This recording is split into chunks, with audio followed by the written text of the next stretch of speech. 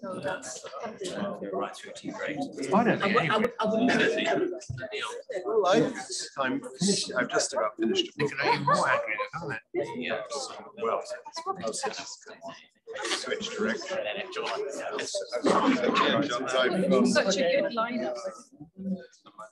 The project in India carries on. Scale up.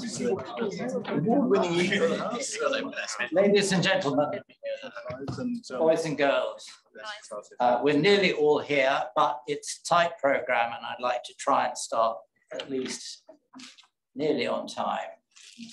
First thing to say is to thank Roy, who's just sitting down, and Denton's for their splendid hospitality for this event, 4 of them, last one being on Zoom. So thank you, Roy, and it's greatly appreciated. Just before we start, I think we're all deeply affected by the atrocities going on in Eastern Europe. And I felt it would be appropriate for us to perhaps stand for a moment and reflect on how lucky we are here, and also in solidarity with people.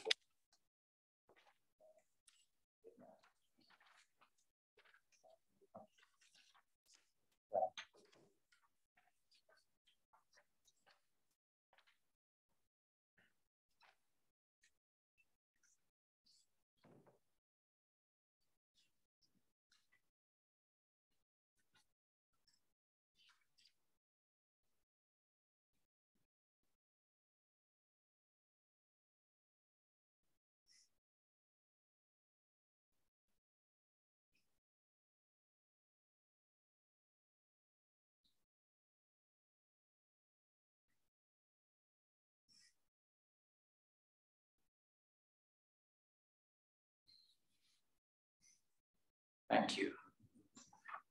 Now, we are joined from the Department of Levelling Up by Joanna, who's on screen. Joanna, hello. Hi, afternoon, everyone.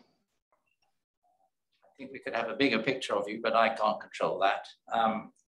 Somebody else might. Joanna is the government chief planning officer, and she gave us a brilliant opening to the last of these events, which had about 170 people on Zoom. She perhaps was lucky, having taken over very recently at that time from Steve Quartermain, who used to join us regularly. In that she was new in the post and had nothing to blame for. But Joanna, who's been through, I would have thought, just as an outside distant observer, she's seen changes of ministers, changes of Secretary of State, white papers changing colour, and God knows what else. So I'm delighted that she's agreed to give us an overview of where planning is, and I hope a little few clues about where planning might be going. So Joanna, thank you very much, and over to you. Thanks very much, and it's a real delight to join you this afternoon, and sorry I can't be there in person, not least because I know how good Denton's hospitality is, and they have biscuits that are the envy of many offices. I just wanted to I suppose follow on from those reflections, because the other thing that's happening in the world today is it's International Women's Day. Just in thinking about that, I've gone to somebody who I find inspiring, who has said some pretty mind-blowing things over the years in her both soft and real leadership roles, and I just wanted to reflect on a few of these things. And it's Michelle Obama, and she's 3 quotes to give you before we start the session, which I think some of them are highly relevant to what we might be all trying to be doing as professionals, as members of society, and as you know, people are part of this global picture. So her 3 quotes for the day, they've all been delivered over the last couple of decades, but here we go. The difference between a broken community and a thriving one is the presence of women who are valued. Second quote. When you've worked hard and done well and walked through that doorway of opportunity, you do not slam it shut behind you. You reach back and you give other folks the same chances that helped you succeed. And then the third quote, I thought twice about offering this one, but actually maybe it is actually incredibly prescient in terms of what's happening on the global stage at the moment. When someone is cruel or acts like a bully, you don't stoop to their level. No, our motto is, when they go low, we go high. And I just sort of thought I'd just open today's session with that. And I suppose just a few observations, personal observations, and apologies, I suspect it's a bit of background noise here. So if the noise quality is bad, let me know. Which is, it is a huge privilege to be the Chief Planner within government. So I sit as strange tightly head of profession.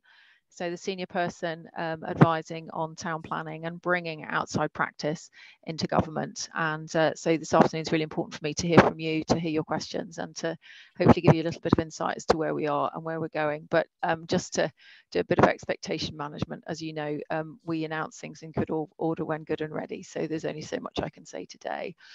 But I'm one of many women at the top of planning at the moment, some in the room, whether it's Victoria at the RTPI, whether it's Sarah and Trudy at PINS, whether it's Anna Rose at Planning Advisory Service. I think it's just a reflection on, I suppose, as many of us sort of started our careers, me 30 plus years ago, I had a head of school who was a woman, Patsy Healy. I stepped into consultancy in 1991, and never at any point in those roles, particularly those early roles, was my voice not invited to be part of the conversation and part of the problem solving that we're doing. And have since then enjoyed many roles. Paul's in the room, I know, but at CABE we prided ourselves being 60% women, and at one point we had an average age of 30. Unfortunately, that's a few decades ago now. I'm no longer in my 30s, but just reflecting on how far we've come as a profession, and in terms of both how we reflect society better, but obviously there's much more to do. So just reflecting back on the year, I just wanted to, I suppose, mark a few things that have already happened, that are already about mobilising the planning system to address today's challenges and tomorrow's challenges as well, and many of which you will know about. But I think just worth a moment of sort of reflection and focus. So in the summer in July, we launched the updated policy within the National Planning Policy Framework. And that actually was an incredibly important moment where we reflected on what design and placemaking is in this part of the 21st century, and how planning plays its role. And we also strengthened some really important aspects of the NPPF as the sort of the document and the policy that sits over the entire planning system in terms of environmental issues, and starting to address the sort of, I suppose, the sort of triumvirate things as I see them between nature and environmental protection and enhancement, the journey to net zero, which is about energy systems in the production of energy, the embodied energy and the use of energy in our built environment, and that can be whether it's transport or buildings. And then the third element, which is how we start to address climate adaptation and the change, which unfortunately is already locked in, and that we need to start to think about, and has real spatial dynamics and dimensions to it. So the NPPF update in the last summer was actually really important, and I just want to sort of spend a little bit of time just obviously highlighting where some of that comes together, and I think something that's incredibly important, which is the National Model Design Code, because it sets the sort of menu and the tone and the breadth of what planning's about and our ambitions for the future. So you'll probably all be aware we launched the National Design Guide, which has this presents the really important issues for planning in terms of design. And many people in the room, I can see Peter in the room and many others, we understand design not to be just the product of a process, but the process itself. And the one thing that I personally see planning as being about is this massive continuum that stretches. Planning and design stretch from your front door to your city and your region. and how we see spatial planning as the sort of glue that brings together all those different spatial scales, and that we design at all those spatial scales. We make intentional choices about where we put things, how we deal with context, how we enable good things to happen. And so the National Design Guide was a really important moment. And then following on from that, the updates to the NPPF and the launch of the National Model Design Code. And many of you in the room over the years, we've all worked on different versions of when we tried to encapsulate and actually advocate for how design, the process of designing, the process of spatial planning delivers and specifies and then follows through and delivers good outcomes on the environment, on the quality of places and buildings and spaces, on the delivery of all types of infrastructure, green and blue and grey, and all these other sort of issues along the way. And I think what the National Model Design Code does is set the menu of issues for today's issues, opportunities, and today's and tomorrow's challenges and issues and opportunities. And I would just commend it to you. If you haven't studied it, I just go to page 7 of part 2. I'll hold it up for you. It's a very, it's one of those pages. And the reason why it's so powerful is because it clearly describes the issues that we should all be consistently thinking about. And we should consider at different spatial scales as we plan and design. And it is obviously about the importance and value of context, and working that through in terms of that starting position for any process of spatial planning. It then moves on to movement and a very strong dose of active travel and the promotion of walking and cycling. Then on to nature, again, very intentionally bringing in the principles of biodiversity net gain, and how we positively plan for nature, both, as I say, its protection, but also its enhancement, and also dealing with, for example, sustainable urban drainage, flood risk, and street trees. Then on to built form, our traditional territory, where we really understand our strong principles of urban design, identity, legibility, character, the role and purpose of master planning, public space, the proactive provision and planning for public space, and streets, uses, starting to look at, buildings and spaces in use, homes and buildings, including things like space standards and that sort of link across to building regs, and then resources, energy, heat, construction, metamorphosis, construction and water, and then finally lifespan, looking at management and so on. So the reason I sort of read out that list is I don't think we've ever fully before, I mean, collectively as an industry, it is our current really strong, up-to-date template. And just to sort of explain, people are genuinely using page 7 as a bit of a checklist. And I don't say that in an apologetic way. They're using it to start conversations with communities, with councillors about what is important to them and how they will then adopt policy. So the National Model Design Code is live in the planning system now.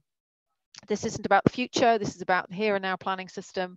And we have been working, we've already worked with a suite of local authorities through the spring and the summer to sort of start to look at its application with 14 local authorities. And we'll be shortly launching the next wave of Pathfinder projects who will be preparing their own local plans. It's a very important part of any modernisation of the planning system that we are clear on the outcomes sought and how they will be delivered, and delivered through strong local policy and then obviously through the development management system. So I'll just commend it to you, and you will, I'm sure colleagues in the room may want to share experiences of whether they're already seeing it being applied and used by local authorities and developers alike. The other thing I wanted to touch on was just to talk about the work we're already doing in terms of digital transformation. I mean, over the last years, I think we've all got our heads around the potential of big data and how that actually has got this huge capability to help us sort of cut short the, our good old adage of survey, analysis and plan. The survey bit in planning, we can now do really incredibly quickly with a huge richness of information and data that is spatial. And some of the work that I've done in previous roles has been exactly about mobilizing that data to help decision making. And so in looking at the planning system as it is now, I think we're very conscious that it's been probably more analog than, and has done a little bit of less adaptation compared to other sort of industries. So many colleagues, you will have maybe applied for your passport recently, and it's a completely online system. So there's other parts of basically public service in the round that have made that step forward into a sort of modernized digital space. And we are already doing huge investments and work, again, in a very collaborative way with local government and the prop tech and plan tech industry to mobilize that capability. Examples of that span both right into sort of the real sort of practicalities of how you put in a planning application and reduce things like errors in the planning application, which mean it holds up the process, it makes it a bit more onerous for the applicant, and things slow down. And then a whole back office function, which means local authorities can then process applications much more quickly. These sort of pillars of sort of bringing in digital to make things easier, simpler, more streamlined, faster, and less sort of prone to error causing delay.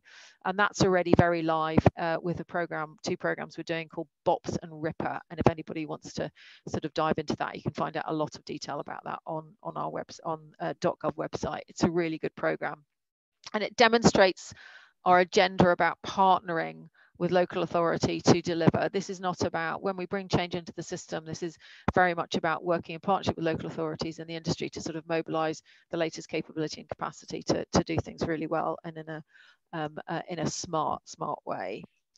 So the other thing I just wanted to reflect on, just in the here and now, I suppose, is uncertainty. And we are very conscious that people are anticipating change, they're anticipating what might happen next in terms of adaptations of the planning system and improvements to the planning system. And we're very hugely grateful for the engagement we've had from the industry over the last 18 months or so. I mean, a whopping 44,000 responses to a white paper is not quite unprecedented, but it shows the level of interest. And we've been doing lots of evolution of the policy over this intervening period. And I suppose I just wanted to reflect on the Levelling Up white paper and where we're at. I mean, we are a new department. We're not just a department with a name change. We have a new, very clear and driving mission for levelling up housing and communities. And that, I think, again, as a set of professionals in the room, you'll be conscious that in looking at levelling up, it is a very full set of considerations, everything from health disparities to economic outcomes to quality of housing, through to delivery of environment and access to public space. It is that full perspective on creating life chances and opportunities for people across the country. So with that in mind, you know, we've been working through the policy package, and you'll have seen within the white paper the very strong message that planning is an enabler to positive change and enabling levelling up to be delivered on the ground. And alongside that, you know, sort of very clear steer in terms of you know, giving local authorities taking a very strong leadership role in delivering across that agenda supported by central government. So, and then finally, the thing I sort of wanted just to mention, I think, is just that all of that brings us back to planning, and obviously those sort of the very simple things that planning is about: sustainable development. It is about the social, the economic, and the environmental, as embedded in the NPPF and strengthened through all sorts of different policies. And then finally, just to back to this issue of, I suppose, uncertainty and the system as it is now, I'm acutely aware that you know, local authority planners in particular are really feeling the pressure. There's been lots of conversations about this across the industry in the last couple of months. I think it's incumbent on all of us to, and we in central government are very much not about sort of changing a system and then saying off you go, implement. That this is a sort of change process, and we want to, with local government and with people across the industry, support the positive uptake of changes and modernizations to the system to deliver those public benefits that we all want to see. And that will take all of us to deliver that change. That will take, genuinely will take the academics and those who are developing and encouraging planners coming into the industry. It will take all those parties that sit within our wider industry supporting skills and capacity development in local government and the wider private sector. And it will also take that very proactive partnership between the private and the public sector, which is at the heart of planning. That's the nature of our planning system. And if I had one ask, it's this, and it's back to sort of point of culture, I think. So just going right back to the beginning of what I've been saying, which is I'm hearing a lot about local authorities really feeling under the cosh, and that it's tough, and that people are having sort of some experiences. It's anecdote, but it's important nonetheless, which are sort of becoming really quite tricky and unpleasant. And I think the more we can be clear collectively about the role and purpose of planning, not just simply as a regulatory system. People are not just sitting there saying yes and no to things. They're actually trying to run quite a complex set of decisions and balancing out lots of competing demands. And they're reliant on local political leadership and support, and they're reliant on the industry to support people in local government to do that well, furnished with the right information, but with an understanding that sometimes choices are difficult. And so, you know, I'm really looking forward to working with the industry in the coming months to start to look at the issues as they are now, but also as we implement this change, this sort of the adaptation and modernisation of the planning system, that we do that in a partnership way. And genuinely, that this is sort of spatial planning's day. We simply cannot deal with today's and tomorrow's challenges without strategizing. There are no areas of public policy or even private practice or business where you don't have a plan and develop a strategy for delivery. So what I'm sure all of you are about in the room and those online is about, you know, making sure we've got a planning system which helps us deliver a really strong strategy for economic prosperity, social outcomes, and environmental, both constraint, challenge, and good outcomes. So thanks very much.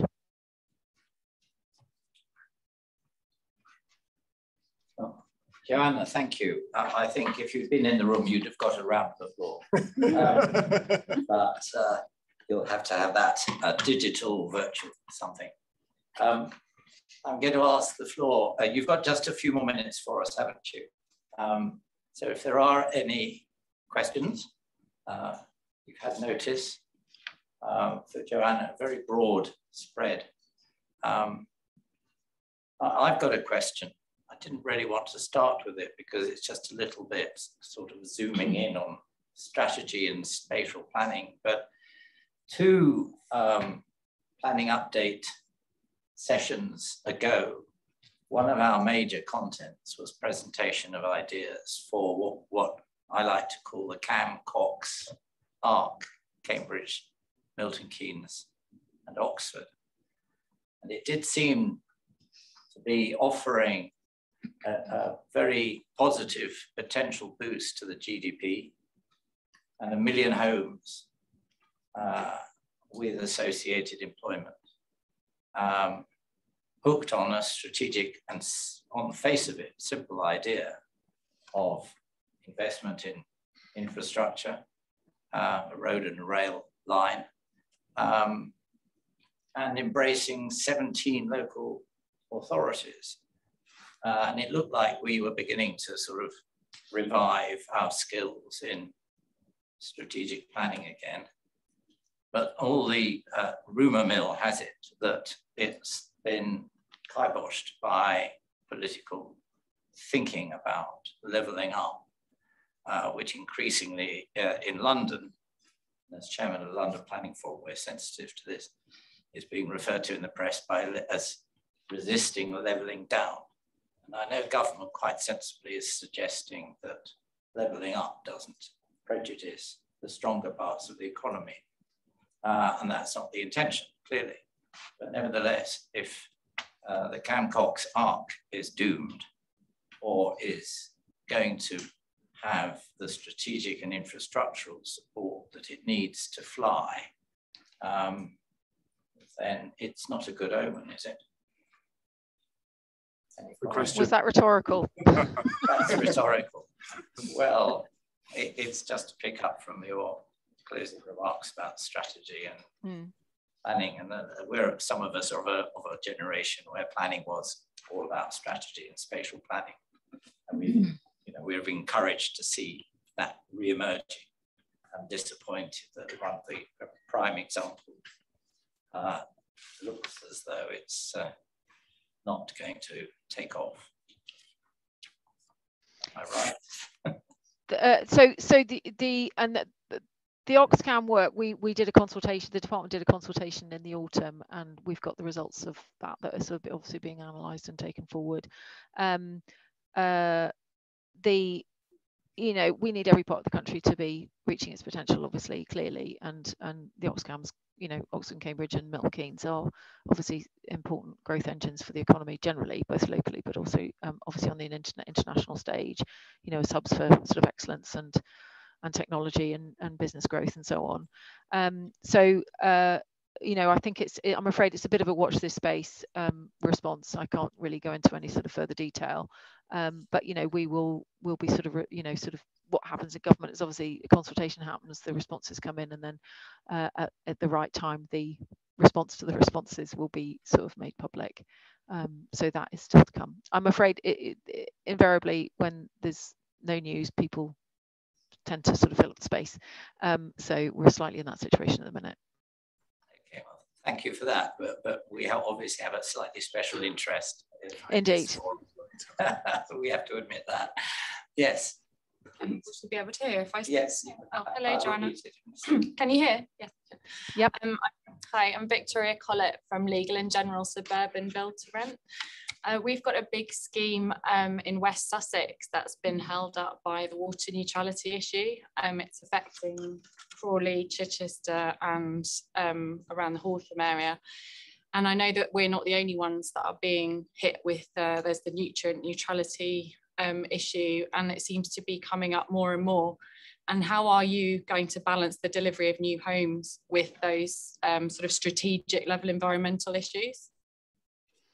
Thanks for the question. We have incredibly close working relationships with both DEFRA and the Environment Agency and Natural England on this issue. And I just told Fire there's going to be, you know, it's a very pressing and important issue for all of us, and sort of more stuff will be coming out in due course. But we're very kind of conscious it's a very active, you know, sort of policy area that we're sort of that we're looking at the moment. Can't say anything more on that today, I'm afraid. Please, another question. Thank you. It was obviously. Can you say who you are, please? Oh, my name's Emilios. I'm Senior Planning Manager at SAV Group, a private developer. There was obviously quite a lot of change to the use classes over the last couple of years to the commercial ones. Is there any appetite or thinking in government to look at residential use classes, or is that not really on the agenda at the moment? Yeah, so everybody be aware of this. A lot of the use class order changes are sort of a reflection on things that we're all very aware of. One is obviously our personal habits have changed in terms of how we shop, how we consume, and so on, and the sort of switch to online. And obviously that was sort of put into overdrive in terms of a change process and I suppose a revolutionary evolution, depending on what you want to think of it of, with COVID. So these classes, as colleagues will know, were sort of quite fixed and disaggregated, and over time a recognition that that was no longer suiting, I suppose, the flexibility with which we want to use our built fabric. And so we've created use class orderly and done some aspects of permitted development rights, so to bring buildings into active use and obviously to meet housing requirements, but also, and really importantly, to diversify what would have been purely, say, retail areas or town centres, and enable a sort of broader mix of uses to be able to sort of flex in and out. That work that's sort of been quite an important strand of work as part of COVID response and economic response. That's got to where it's got to. There's nothing sort of significant that's on the books at the moment in terms of further developments on that. Not on any residential, it's just that's it. Yeah, and it may come up, as you can imagine, in government. Sometimes things change, but yeah, it's not something that's being actively considered at the moment, but it's not to say that it wouldn't in the future. Thank you. That would be for ministers and others to decide, obviously. Yes, please, madam. My name is Revati Prabhu. I work at Genicon as an associate director at Cities. I guess my question is a little more general, and it is about the fact that I'm finding myself after 20 years of being a master planner in different parts of the world, increasingly disenchanted by the process of master planning. I often think it's too linear, it takes too long, it's too embedded with commercial property development as sort of the solution to regeneration. And I think especially now when the context is so quickly changing and there is so much disruption which is happening at an accelerated pace, do you still believe in that master planning is fit for purpose? What a great question. Well, the point is the master plan, if you take it in the same principle as design, then design is a process. It's not that leads to an outcome. And master planning in and of itself, therefore, should be dealing with, if it's a good master plan, it should deal with the uncertainty in a way. So we always used to have a bit of an adage, which is a master plan's not really a master plan unless it's actually figured out how it survives a couple of property cycles, for example. And actually how it figures out its adaptability to change and sets the principles and parameters of the things that you do that are the sort of backbone to development. And I suppose the easy examples of that are the sort of fixed bits of infrastructure that enable change to happen in around them. So classically the block structure and things like that, within which things sort of come forward, you know, the investment in public space, the investment in destination and placemaking around which other things can sort of flex. And I suppose it's sort of wrapped up in the same answer, which is you would never embark on a project without having a plan, and a master plan, you could argue, is the three-dimensional version of a spatial plan, but also if it's not complete, if it doesn't have a delivery strategy attached to it. But that delivery strategy has to be capable of seeing a little bit into the future and then flexing for the future that you can't predict. And so understanding the aspects, the physical aspects, the physicality of a place that are important to lock in and secure and guarantee always seems really important to me. So where it goes wrong is where we design, for example, where we design for highways, which are just about moving metal boxes around and not for people. You know, those sort of principles of challenge, which help you fix the important things.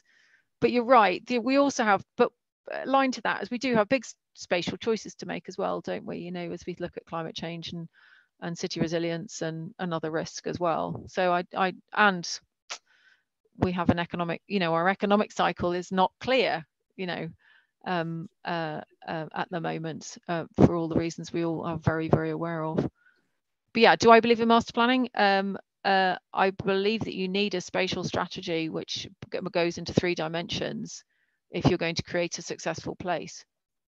So yes, I suppose I do still think master planning is important and essential.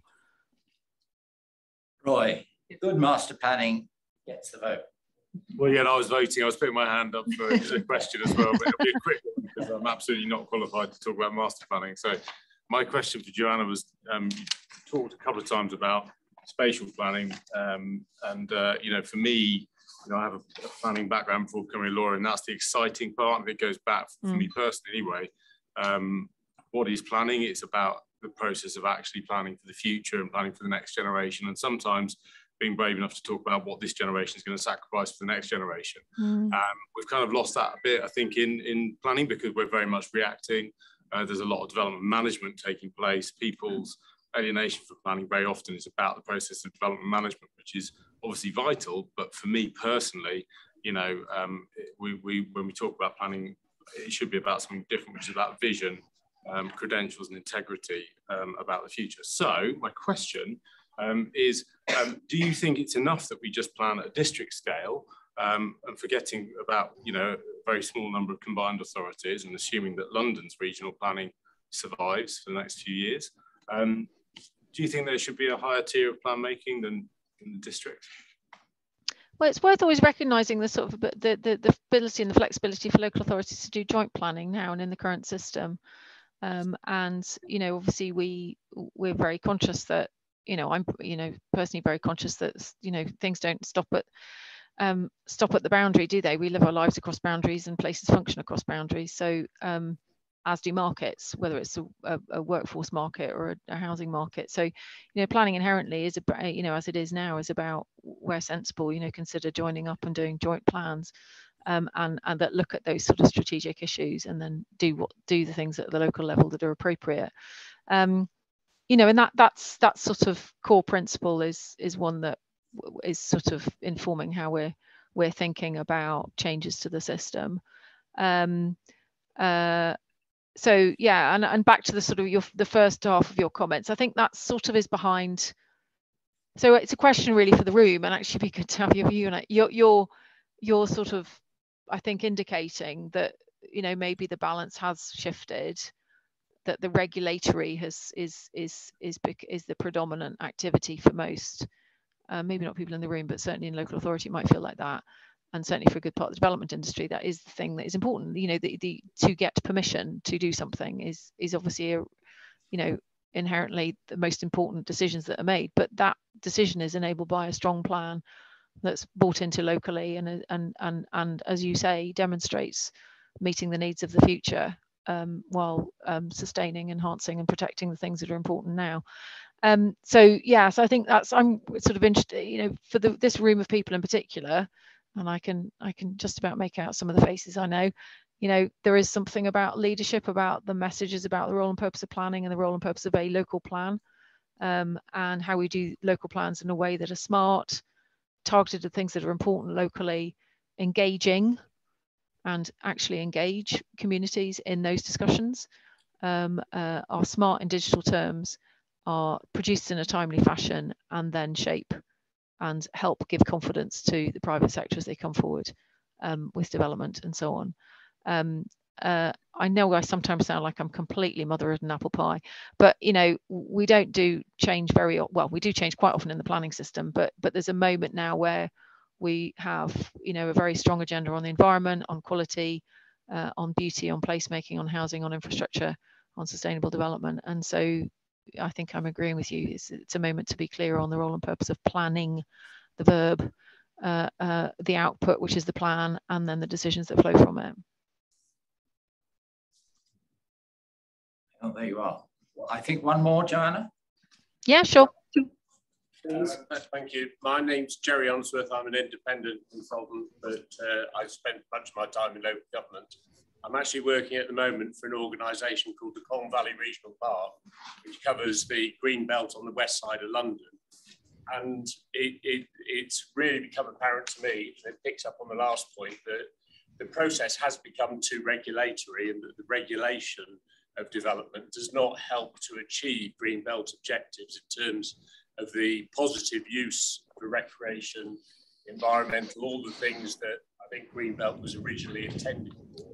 And it does seem to me that there needs to be some adjustments to government policy, because the reality is joint planning, as much cross-border planning, as much as I would like to think it can happen, is just not realistic, because there isn't that joined up thinking. So is there some scope for some adjustments to the NPPF to send the right signals about the positive things that should be happening in the green belt?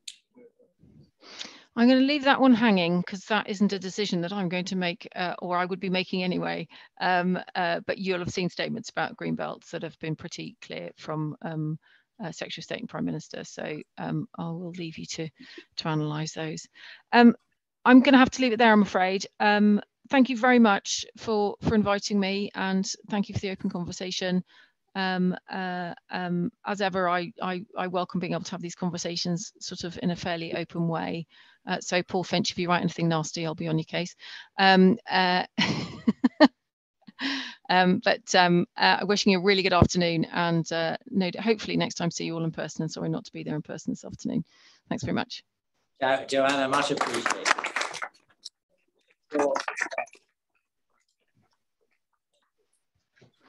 Okay, slight running order change.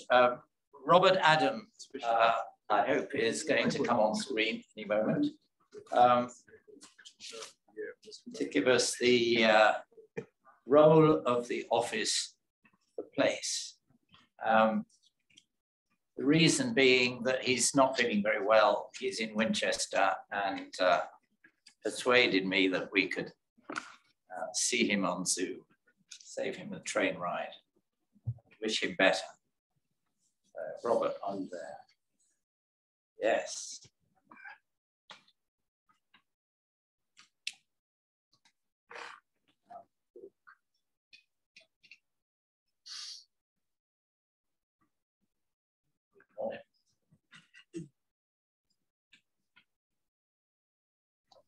No, can you see me? Everyone can wave if they can see me and hear me.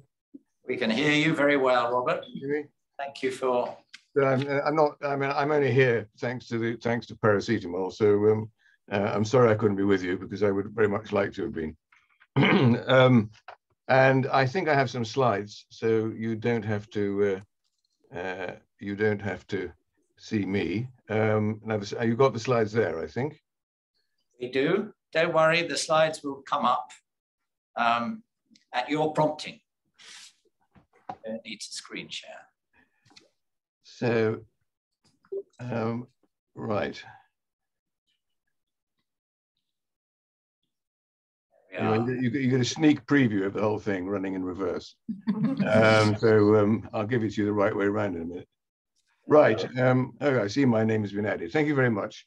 Well, I'm just going to very little time to talk about the Office of Place, but what I thought I'd do would just be to go through its genesis first, because all of these, this is a series of joined up parts that actually the Office of Place is a part of. And I'm not quite sure how I changed the slides here. Yeah, okay, thank you. I'll ask for the slides to be changed. I mean, it kind of began with the Building Better, Building Beautiful Commission, or Living with Beauty, which Roger Scruton and then Nicholas Boyce-Smith chaired. And it came up with an amazing total of 45 policy propositions. And these are some of them. I picked out the ones that I thought were particularly relevant to what we're going to say later. But this came out in January 2020. And just draw your attention to item 6. Interesting enough, item 7, which was kind of in the, came rather later, but was identified in advance. 10, ensure enforcement. 13, empower communities, etc. This sort of series of policy propositions, and there's a large number of others, you know, a total of 45, and I've only got a few there, made up a sort of matrix for how things would proceed. And the next slide. At the same time, this was launched a bit earlier, in October 19, was the National Design Guide. I mean, in effect, because of the length of time it takes to do these things, these were actually running in parallel. And then to the next slide. And so in June 21, the National Model Design Code was launched.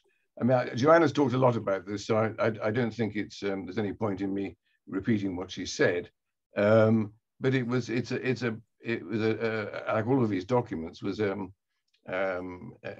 complex document managed significantly by David Rudlin, and I'm bound to praise it because I had a very minor part in it. But believe me, it's an extremely thorough and well worked out document. And go to the next slide. I mean, I've just picked 2 bits of it. There's lots of it, and I'll get to these later. But on the left is one of the common misunderstandings we have about codes, because it's a national model design code. It's worth saying there's really no such thing as a national design code, because there can't be, because they're local. So the idea is that this name came up, but the idea is that this is a guide to how to produce codes in a local context. But on the left is what we would loosely call the cascading level of codes. You can have, you know, they can be very, very elementary, like, you know, no building over 25 stories, or I wouldn't suggest they would, but you could, if you really wanted to, you could code doorknobs. We're clearly not going to. So the codes have different roles in different places. And another extract from it on the right, a key part of this, and you'll see in this process where you get analysis, vision, code, each one of these has consultation written into it, and I'll get back to consultation in a minute, because this is a critical issue which is currently being addressed. So if we move on to the next slide, very shortly after that, I'm sure most of you are aware of this, the NPPF came out, in fact, a month later, and it referred to the National Model Design Code and the Design Guide. You notice that the word beautiful has come in here from the Beautiful Building Better Building Beautiful Commission, and a consistent high quality standard design, which we can discuss later if we want to. And as I was saying about the cascading nature of this, is the degree of prescription should be tailored to the circumstances and the scale of change, and should allow a suitable degree of variety. A very important sentence, that one. And so to the next slide. So the Office for Place was set up, and it was set up in July. It was launched actually in July last year. Obviously, it too had been through a sort of a development process, but it was officially launched. And like all organizations, of course, it has to have a vision, which, like many visions, are quite optimistic, catalyzing fundamental change, helping neighborhoods and public servants, and supporting. I'm not going to read it out because I presume you can all see the screen and are perfectly capable of reading. I'll give you a moment or two just to absorb it. This is a very broad vision, of course, and you know, it's actually a lot of this is about supporting. You catalyze and you help, but in the end, what you're doing is you're supporting what is coming out of the National Model Design Code. The next slide. And then there's what's called a transition board. I'll explain why it's a transition board, which has got politicians, developers, planners, highway engineer, architects, and so on it, to provide a reasonable cross-section to help to guide it. In fact, the next board meeting is immediately after this. In fact, I think it starts in 10 minutes. Nicholas Boyd-Smith is not shown on this. So Nicholas Boyd-Smith is the chair. He, of course, was the chair of the Building Better, Building Beautiful Commission after Roger Scruton sadly died.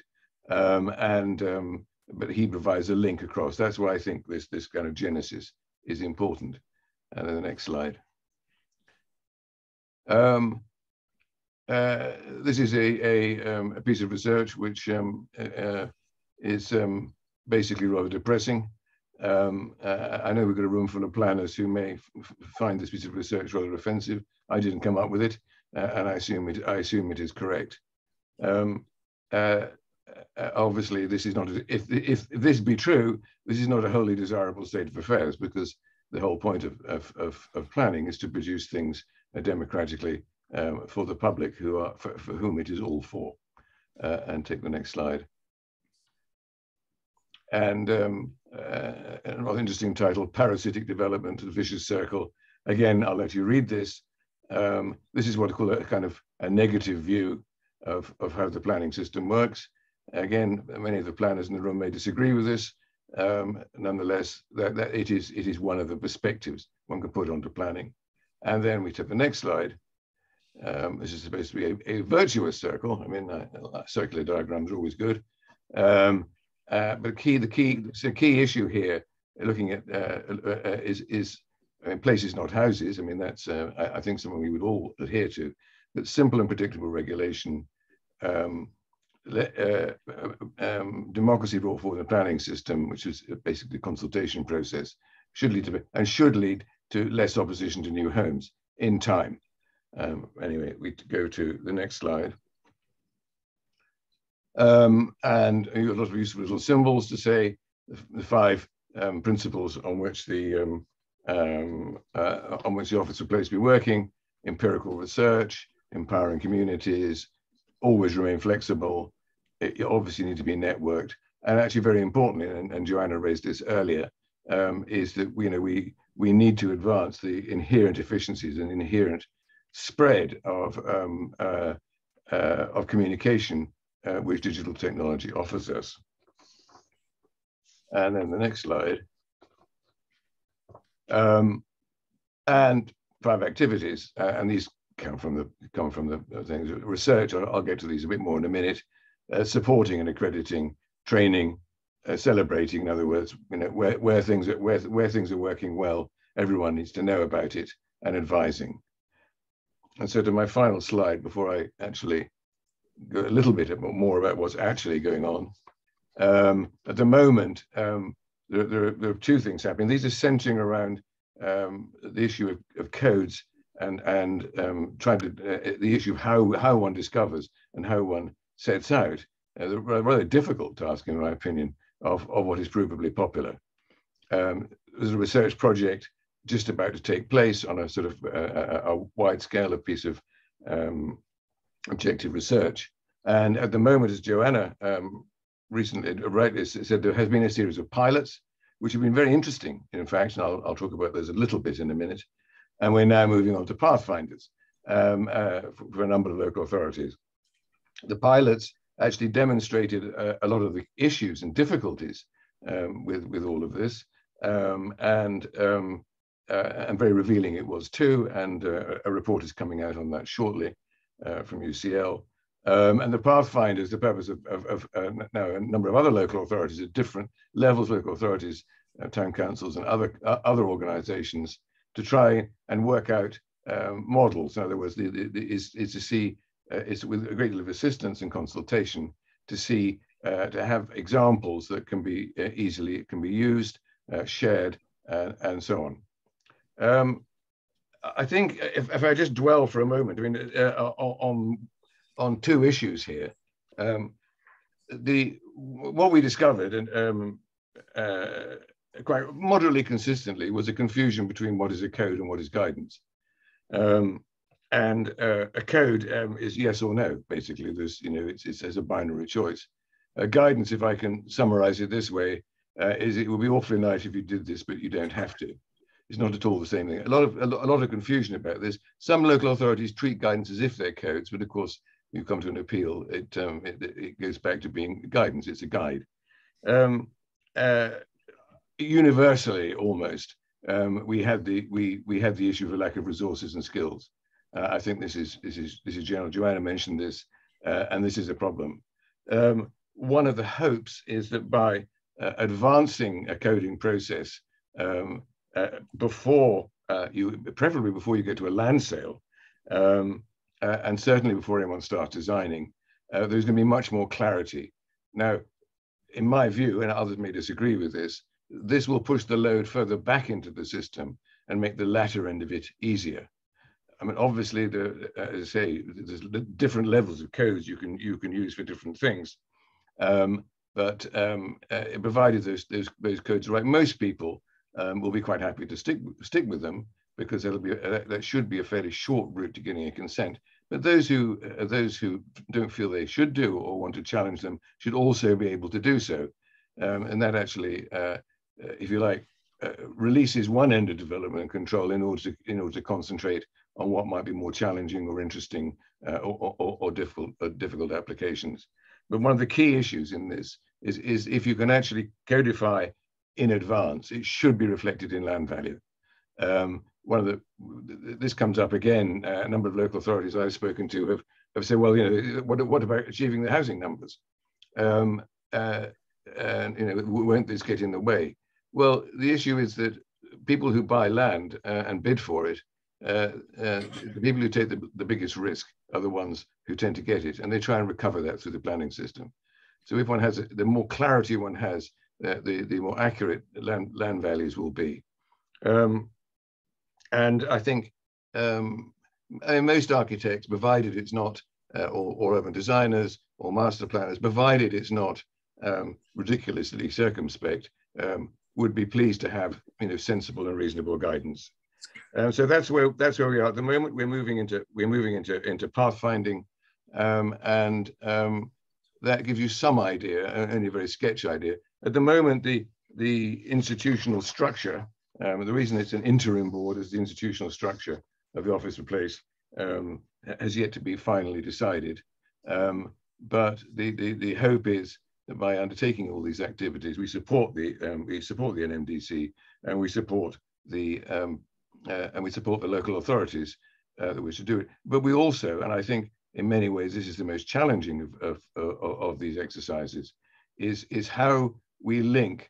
Provably popular is a tricky term, but how we create a link between what a community would like to see within policy, I have to say. That's an important distinction. What the community would like to see and how there could be a transparent relationship between what a community wants. And communities comes in various sizes, from the whole of England to the parish council. What the community wants to see can actually be built into the coding system. Some experience indicates that this actually cuts down the number of objections because of the level of commitment. But this is, I think, the most labor intensive and one of the most difficult things to achieve, because there are all sorts of means of manipulating this. One lawyer who should remain nameless called public consultation, patronize and ignore. How one actually links these things, I think, is the utmost importance. And at the same time, it'll take time to build a trust, and provided that trust is built between that process, the production of codes, and the final product. And these things have to be transparent. So it's probably my 8 minutes up. If anyone has any questions, points, I'm very happy to try and deal with them. Robert, masterful, thank you. Your 8 minutes, you stretched it a wee bit. Any urgent questions from the floor? Or Paul Finch? Robert, hi. As a veteran of design review panels, I'm sure you may share my view that one of the big difficulties about this whole exercise is that nobody has been able to define what beautiful means, including Roger Scruton. And I wonder whether you think it's a smart idea to inject that word into policy. Well, odd enough, when I made my representations to Building Better Beautiful Commission, I was not technically a part of it. I was just one of lots of people. I made exactly the same point. I know that what my children think of beautiful, I don't, and vice versa. The best you can get to it is that it's the best you can do with what a particular community consider it to be. It's not static. I agree, it's a problem, and you know, the usual one comes out: beauty is in the eye of the beholder. Well, I suppose one can already say is beauty is in the collective eye of the beholder. The other issue, actually, it's worth pointing out, and I think this is my personal view, is that producing codes doesn't produce good design. Good design is produced by good designers. What it does is it stops the worst excesses of bad design. Thanks. That's a good point. Robert, I think I'm going to, don't see people leaping up and down. If we have any strong questions emerging later, I'll let you know and give you the opportunity to expletive delete it on them. But thank you very much. And if you've got a board meeting to go to, the paracetamol seems to be working. Yes, I'll take another 2 now. So yes, I was going to recommend that. That was my prescription. But thank you so much. Thank you for listening politely, everybody. No, that was lovely. And next time you can join us in person, please. But wish you well. Thank you. Right, collective beholders. That's us. I think it's crap. Our host, Roy, where is he? There you are. The floor is yours. Thanks so much. Your floor is yours.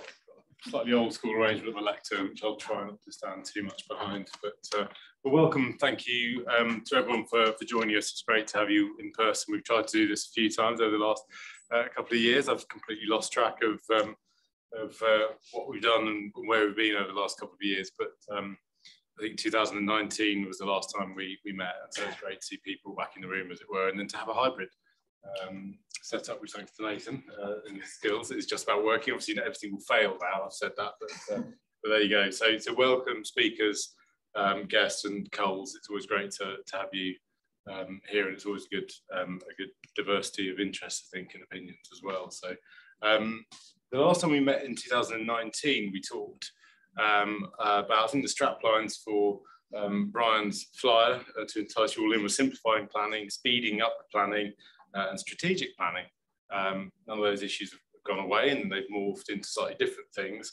The last time we tried to meet, this time in 2020, when Brian and I were exchanging emails saying, there's this new virus out there, maybe we should be doing something different.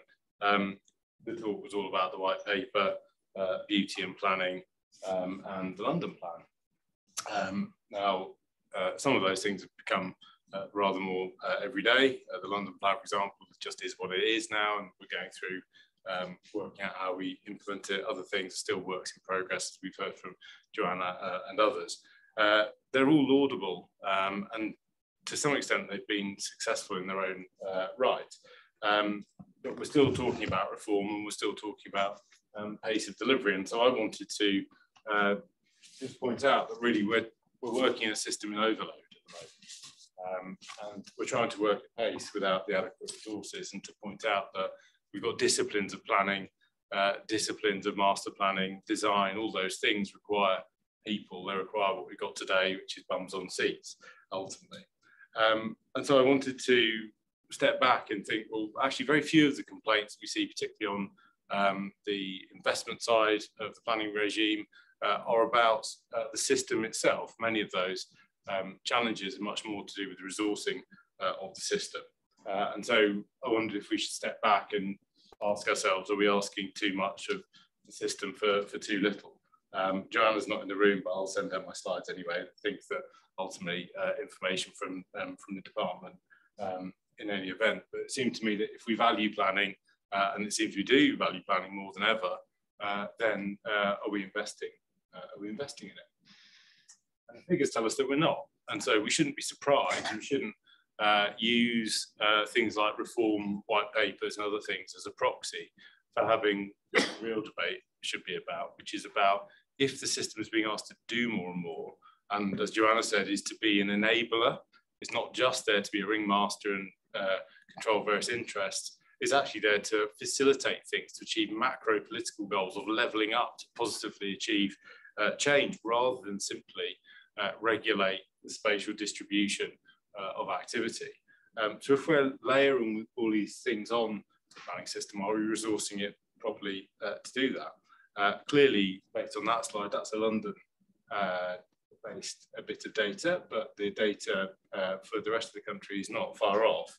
And it tells us that there's been almost a 60%, 59% decline in planning and development funding in London over that 2010 to 2018 period.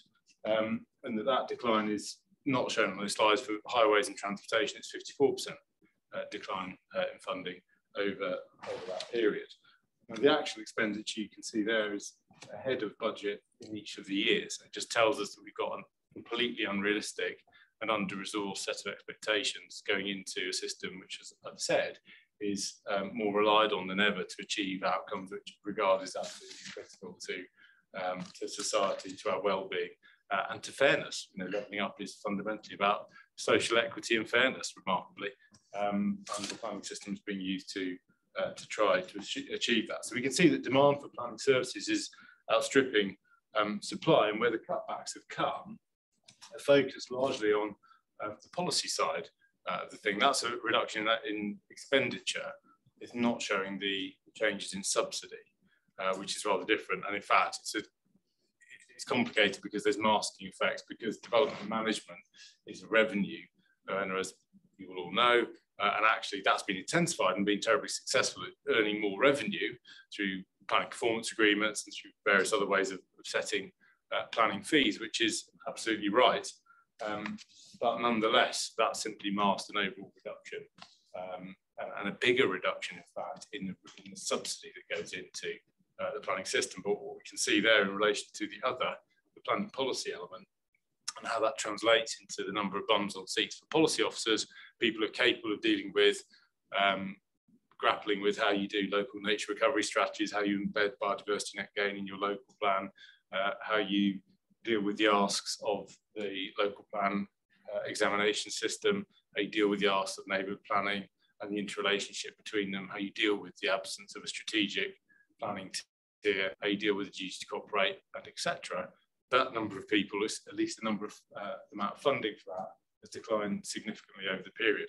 So we shouldn't be surprised. We shouldn't perhaps blame the system too much, though I think there's quite a lot that can be done and that will be done to the local plan system over the next couple of years, it's a resourcing issue ultimately. And we can see that there's a shift in talent where people are ultimately over the period there, 2006 to 2018.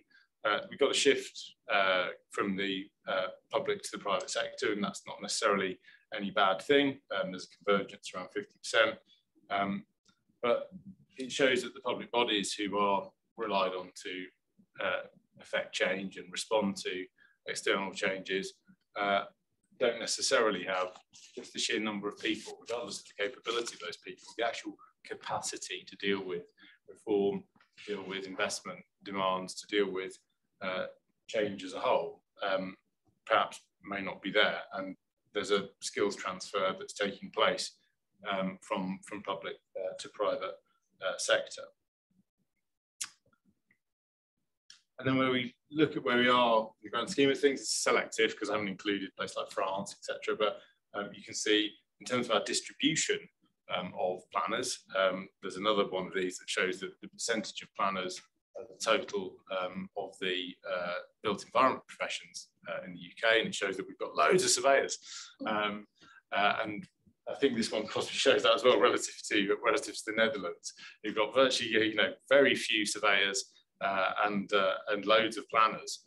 And it's interesting, I just thought it's an interesting slide because so often there's quite a simplistic comparison between different jurisdictions, which masks all sorts of different differences in the way investment takes place and the way that consenting takes place. But when we benchmark ourselves, I'm just queried, are we kind of just doing minimum at the moment as one of the countries that we would like to sometimes style ourselves as having invented planning? Not quite true, but we've got this wonderful tradition of planning, placemaking, positive regulation, garden towns, movement, which is celebrating anniversary soon, and institutions like the RTPI and indeed the other built environment institutions. We've got perhaps a slightly mediocre number of planners, and we know, and although I couldn't find very much information on this online other than through the RTPI's survey, which is now slightly out of date, about what the pipeline is coming through universities and coming through education institutions, but we know that there's going to be a significant drop-off in the availability of planning talent in those more junior roles, and that's being experienced by the private sector.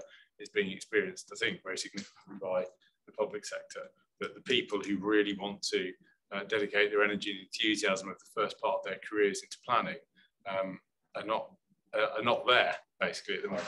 So I think Joanna was partly touching on that, and there is a recognition, it seems to me, in government that that whole supply chain of planning talent, but also the way that we talk about planning, constantly referring to it in the pejorative sense. Why would anyone want to join that? Why would anyone want to be part of that? Is it something that's about a vision of the future? Is it something that's about building a far better place for people? That's about the next generation necessarily rather than this generation? Is it an inspiring thing to do, or is it being belittled? And I think there is a change in discourse slightly coming out of government about respect. Planning is our Jackie Weaver. And so we've got to look after Jackie and make sure that Jackie's got, the resources that she needs to function. And, it's obviously good to hear from Joanna Averley a few moments ago that there's a more partnering approach, perhaps, to the way that planning reform is done, perhaps a more incremental approach, with a bit less shock and awe, because it's those things that tend to paralyse the system and create this system overload. So that's it from me, really. It's not a legal perspective. It's just, I think the legal system is basically fine. It's fit for purpose. I would say that, but actually, I think that it's the way that it's in overload due to chronic, repeated reform and under-resourcing that are the real issues. And if we can tackle those over the next sort of 5 or 10 years, we can do so in a way which means that both the state, both small and large, and the private sector invest in the way that initiatives like public practice are doing, then we should begin to turn that corner and have something we could be really proud of. Great.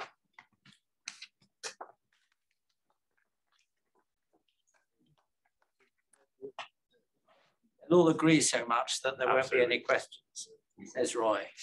Oh, we have one, Steve. So how do you make planning sexy then? How do you get into schools and persuade students that planning's the right career for them? I mean, if we had the windows open, I'd say just look out the window when look at the view across St Paul's with Barbican in the mid-ground to it, look at the view the other way with the Shard sticking out behind it. That's about the contested space between planning, between economic need and design, the townscape. I mean, go down onto the ground level, you can talk about all the different disciplines that feed into design, and we'd see that in the different spaces we've got around these buildings. I think planning is really easy to be enticing to people, and it's hugely exciting. I think we've made it sometimes boring. I mean, I'm a planning geek, so it's rare that I find it boring, but I think that we've made elements of it difficult to deal with, where we need a rather more collegiate approach. But I do think personally that it's the absence of the strategic, which has meant that the local has become so congested, that the local's not able to focus on the things which are really empowering and uplifting and inspiring, you know, to relate more easily in place. So is the main issue you see a lack of kind of young people entering the profession? I think that's right, although I couldn't find much data, you know, on where we are on that. Although, you know, anecdotally, I know speaking to people that that's regarded as a huge watershed that, you know, is coming up in terms of where is that conveyor belt of young or new planners to the system, whether they're young or old, but, you know, newly qualified planners coming into the system. There's also an issue, you know, on International Women's Day about diversity. So planning has got about 49%, I think, of planners are women. So it's doing a lot better than other built environment professions, but the rate of change in those other professions is faster than, you know, in the RTPI's sort of side of it. So that's either it's reached a natural resting point around 51% of the population are women, or it is something about, you know, there's been progress and there's a bit of levelling off on that. So, you know, I think that we're probably, hopefully there's a tone around respect, there's something about incremental change, there's something about the need to work in more partnership, which I think has been coming out of government more recently, rather than a huge bombardment of massive systemic changes. Hopefully that will bear fruit. I think, you know, I'd really commend things like public practice, who are really looking at what the leading edge of new planners, designers, architects, those people, and how they can be placed into local authorities, public bodies, to, you know, recreate that excitement of working in public practice and for the public service through planning, in effect, which I think is an exciting thing to do. I've worked in local government, although I've switched horses now, I'm obviously in the private sector, but, you know, about 50% of what I do is for central local government. And I would always tell my colleagues, the people we're recruiting, that those are some of the most exciting projects and the biggest challenges that we've got.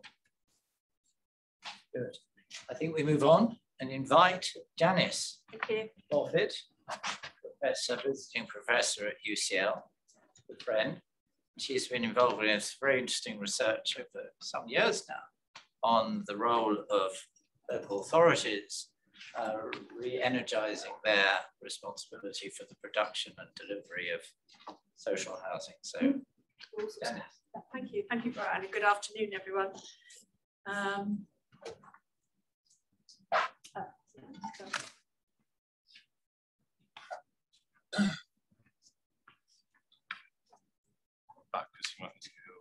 Sorry? Oh, yes, I should.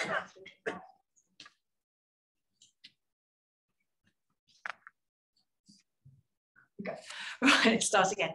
What I wanted to do in my few brief minutes is really talk about what it says about housing in the Levelling Up White Paper, because I'm not sure it comes through as a very coherent picture. I thought it might be useful just to look through it in a consistent way and find what's there, and then just illustrate some of these points with the research that I've been doing with my colleague, Dr. Ben Clifford at UCL, around the way local authorities are starting to engage with housing delivery. And indeed, local authorities have continued a kind of social housing delivery, some of them about 50% over the period since 1980, when Mrs. Thatcher rather sort of put a kibosh on councils delivering housing. But what we see now, and our research is 2017, 2019 and 2021, and hopefully Brian can put the link in when slides go out afterwards, you can actually see on a council by council basis now what they're doing to deliver all types of housing. That's sheltered housing, that's shared ownership, that's housing for sale, that's social rent, affordable rent, and so on. And so councils, we've only found 10 councils in England. That's not 10%, that's 10 councils not actually doing anything to provide housing. So we've had this big shift. So how does this then relate to what the Levelling Up White Paper says? And can we see any kind of link between our research, what we see happening in local authorities in England, I should say, and what the government is hoping to see in the future? Well, the first thing to say about the Levelling Up White Paper is that it does apply to the whole of the UK. And it makes this point very clearly at the outset, although it's a bit thin in terms of those references as you go through the content. But perhaps here's my first plug. If you were in Scotland, Wales and Northern Ireland, your local authority would have a budget to deliver social housing, and there is no right to buy. So perhaps the first thing to say from this Levelling Up White Paper is perhaps England could be levelled up with the other 3 devolved administrations and go back to having no right to buy and each council having a budget.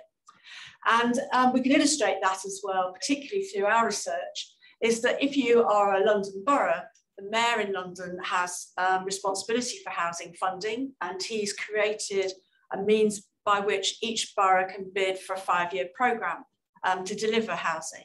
And this has had one round, and it's now just starting a second round. And what we see is that the boroughs have actually now started, and this is all boroughs, whether or not they have a housing revenue account, which is what you need for social housing. We now see that 32 boroughs in London are building housing. And that's even when you consider the land constraints and the difficulties of finding development sites and so on within London. Nevertheless, given a 5-year opportunity for a 5-year programme, then councils are really rising to that challenge. But of course, if you look outside London, then local authorities are really, and I'm going to use this word, stuck with Homes England.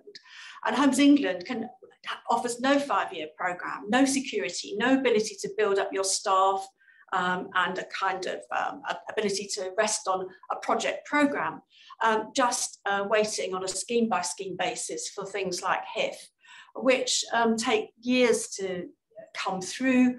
And just last week, listening to the officer in charge of the housing programme at Cambridge City Council, they managed to get 5-year money through a city deal, which is now finished. They built up a big team for delivery in Cambridge City Council, which you can see, you see the quality of what they're doing. But now their team is just relying on scheme-by-scheme funding. And the team will probably be under pressure to dissipate as a consequence. So that's my first message about levelling up. Let's have in England what they have in the other parts of the UK. Housing quality is a key focus. And we certainly found this in our 2021 study, which we were doing the fieldwork for this time last year. And the pandemic has really shone a light in councils in terms of the quality of the properties that they own and the kinds of properties which they're negotiating through planning consents. So we've seen a huge kind of understanding that where properties or homes are are negotiated through Section 106, for example, that it's no good a developer coming along at the end and just saying, well, we'll try and find someone to take these 106 properties. We increasingly see that local authorities are saying to developers, if you want Section 106 housing, we want to see your partner who's going to take on these 106 homes at the outset at pre-application discussion, because we want to know what kind of account that you've taken in terms of thinking about management and maintenance of those dwellings. You know, is the organisation taking on this stock? Have they been involved in thinking about who the lift provider is going to be, how concierge is going to work, whether they're going to be single blocks or pepper potting? Have you talked about that with them? Because if you don't do that, then we will have unsuccessful housing, and perhaps Section 106 housing will have no home to go to. And many local authorities have got into housing provision again because they've been left with Section 106 housing at the end of a development, which no one will take on, including their local housing associations. So quality is absolutely key. The next point is levelling up. Housing is seen as a tool to reduce pressure in the southeast, housing pressure. I think my response to that was, well, good luck with that.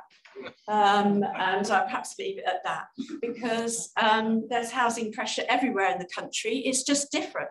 If we're in the northeast, the councils there are actually building what you might call executive homes, because the volume builders won't build them, and they want to maintain having a kind of mixed society. And if they don't do that, then people will leave. In other parts of the country, they're building homes for rent for young graduates to keep them in the area after graduation, so that they have the same kind of quality of new housing that they have as students. You know, student housing now is, some of it is quite good quality, but of course when students leave, they're forced into the existing market, which isn't always great in some towns. So councils are actually building that kind of housing to rent to retain their graduates. All these issues are different. Housing is regarded as physical capital, which is quite interesting, and I think there's more to consider on that in the future. Housing contributes to community pride. Well, of course, who wouldn't agree with that? And I think we need to consider that housing is a community pride is not just invested in new places. You know, as planners, environment professionals, we tend to think always of the new. We've just thought about the new model design code for new areas. But actually, what about those places which are not going to change that much necessarily? No, should we be, as the RIBA said, retrofitting our suburban areas? What do we do about places that seem to be quite stable? Because they need to change as well, given the change that we're in. And I think that planning and housing can make some contribution to that. And people don't want to see all the best things go into new development areas. They want their chance of new facilities and to be thought of if they have a shortage of parks or good footways or cycleways. They want that investment too, not just to go into new areas of new development. And then housing is seen to be key in levelling up through improving productivity. And remember, that's not just on thinking about modern methods of construction, it's also about the relationships between home and work, and thinking about commuting distances, thinking about costs of housing in relation to places of work, thinking about making sure there are places of work which are not redeveloped all the time for housing. So our economy is important in its relationship with housing in a variety of ways. And so I think I read it in that way. So let's have a look at perhaps the more detailed points that the white paper is making. And I think on most of these, we've yet to really see any action as to how these are going to be implemented. But and I've found these by doing a word search through the paper. So if they seem a bit disjointed, that's just how they are, I think. Well, giving renters a secure path to ownership, I think that's an ambition, but we haven't yet seen how that will happen. So I'll leave that one there. The second point is really interesting, and this was a big find from our research in 2021, combining housing with regeneration. Now, as part of our research, we always do a 100% survey, which is in the public domain, it's accessible, you can see it, of every council in England. We look at what housing they're building, we actually look at their companies, we look at their joint venture partners, we look to see what they're doing with housing associations, and you can search it on a council by council basis in alphabetical order, all very straightforward. But when we were doing this survey last year, we found that a huge number of councils, in fact 207 as I recall, are actually engaging in supporting housing through regeneration schemes, which were being undertaken largely by the private sector. Now, I don't mean estate regeneration, I mean more generic regeneration, town centre, riverside, brownfield. And what were councils doing? They were master planning, they were getting planning consents, they were putting in land, they were putting in money, they were putting in advocacy. And yet, what recognition were they getting for this kind of contribution? which is really coming out of that diminishing resource that we just heard about. And this, obviously, we need to find out more about this. But clearly, when we have the affordable housing rent roll as the basis for a more secure basis for regeneration than retail or commercial, then this is a very significant factor in the way the economy is moving at the minute. So I think we can see more there. Now, the next revelation in this paper was that the government says it's going to build more affordable social housing. Normally the government says they're interested in more affordable housing and they leave out that word social, but here it is in the white paper. So we're very interested to see how those budgets are going to be changed, and are we going to get those lovely 5-year programmes that I was just speaking about in the rest of England. A launch to drive for housing quality and conditions. Well, I think we've already have some evidence of how that's being done. Well, perhaps the greater role for Homes England to support combined authority mayors and devolved funding for housing will give us some indication of where the budgets are going to go and how local authorities are going to be able to engage. But again, we have no information about that. We don't actually see where that's going. And Homes England seem to be on the same tack as before. So let's hope that we see some change there. Unlocking pension funds for assets. Now, this is a slightly new idea, and I think people are quite cautious about it. Perhaps others in the room know more about it than I do. But actually, if the government were to implement the International Financial Reporting Standard, which is what every other OECD country uses as a basis for capital investment in the public sector, apart from the UK, then perhaps we would actually be able to see more asset-based investment, which would actually produce more housing. That's the reason we don't have as much public housing in the UK as other countries, because we're not using the same financial model. Despite the Treasury committing in 2007 to using it, we still don't have it. And the final point they made was making planning a key means of delivering the housing agenda. Well, I've had various roles in the public sector. I've been responsible for planning services as a chief officer and as a chief executive of a council. And frankly, I've never been able to make a housing developer build out a planning consent. It's not in my power to do that. And how do we actually get this across? That if we want developers and those with consents to build out, you cannot rely on a local authority to force this to happen. They just do not have the power. And we need to be honest about that. Okay, so, and finally, just what it says about meeting housing need. Well, it says the government will increase the amount of social housing. Well, it's doing that in Scotland, Wales and Northern Ireland because the budgets have just been released and the numbers are going up.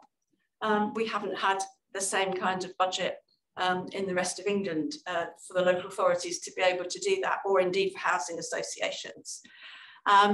There's talk about having a national landlord register. If we were in Scotland, each local authority would now become a lettings agent and be taking on private sector dwellings in order to try to meet homelessness. We don't have that in England.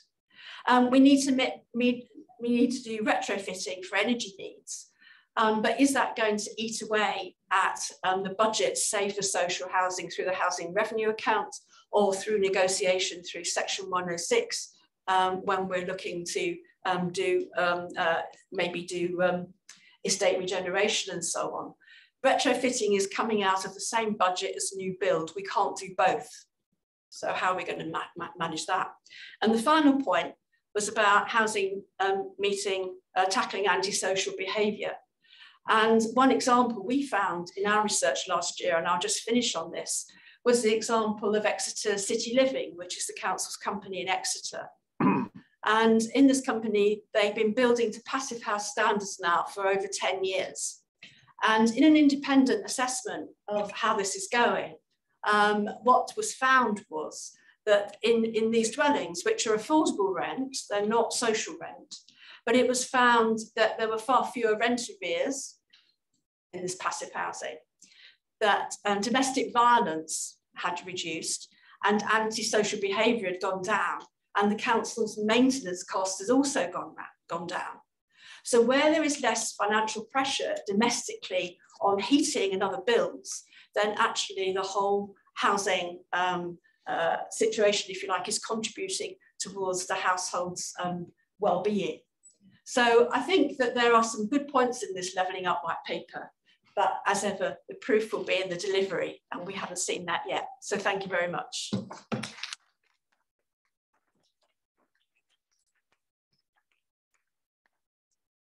Fascinating, a very fascinating point to end on. Architectural determinism lives. So I'm going to invite our next speaker to carry on, and I invite Janice to join the panel a bit later on so that you can take questions then, if you don't mind. We're running just a wee bit late.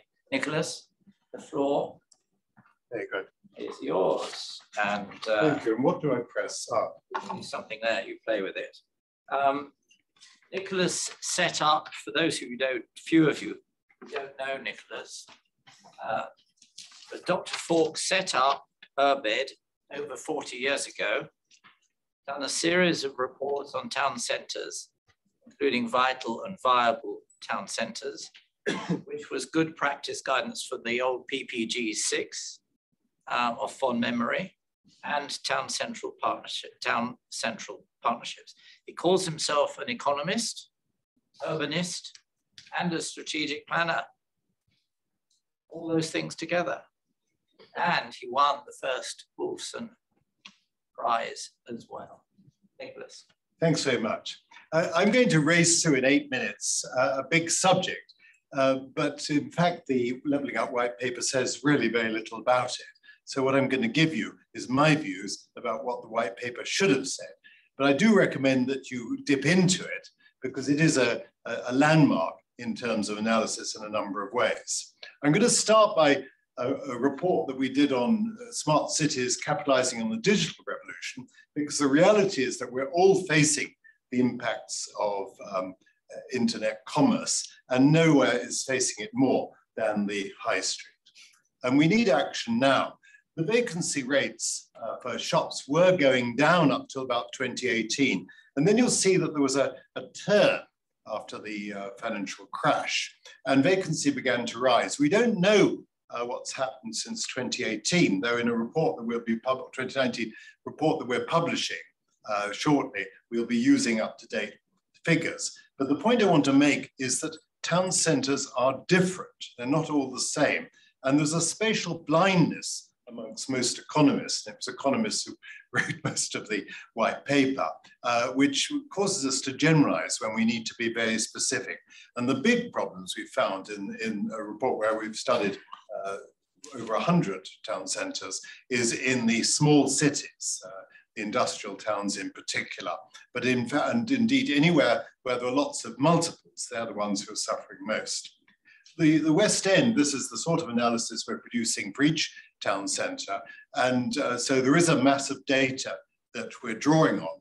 But the West End has probably been transformed more than most by the loss of students, of tourists, and office workers. And it just brings out the point that we're going to have to change the act in town centres, and particularly think about the demographic profile, which I'll be returning to. Now, the great contribution that the white paper makes is it recognizes there's a vicious circle. I might say, I did a report back in 1972, I don't dare mention it, which pointed out the same thing.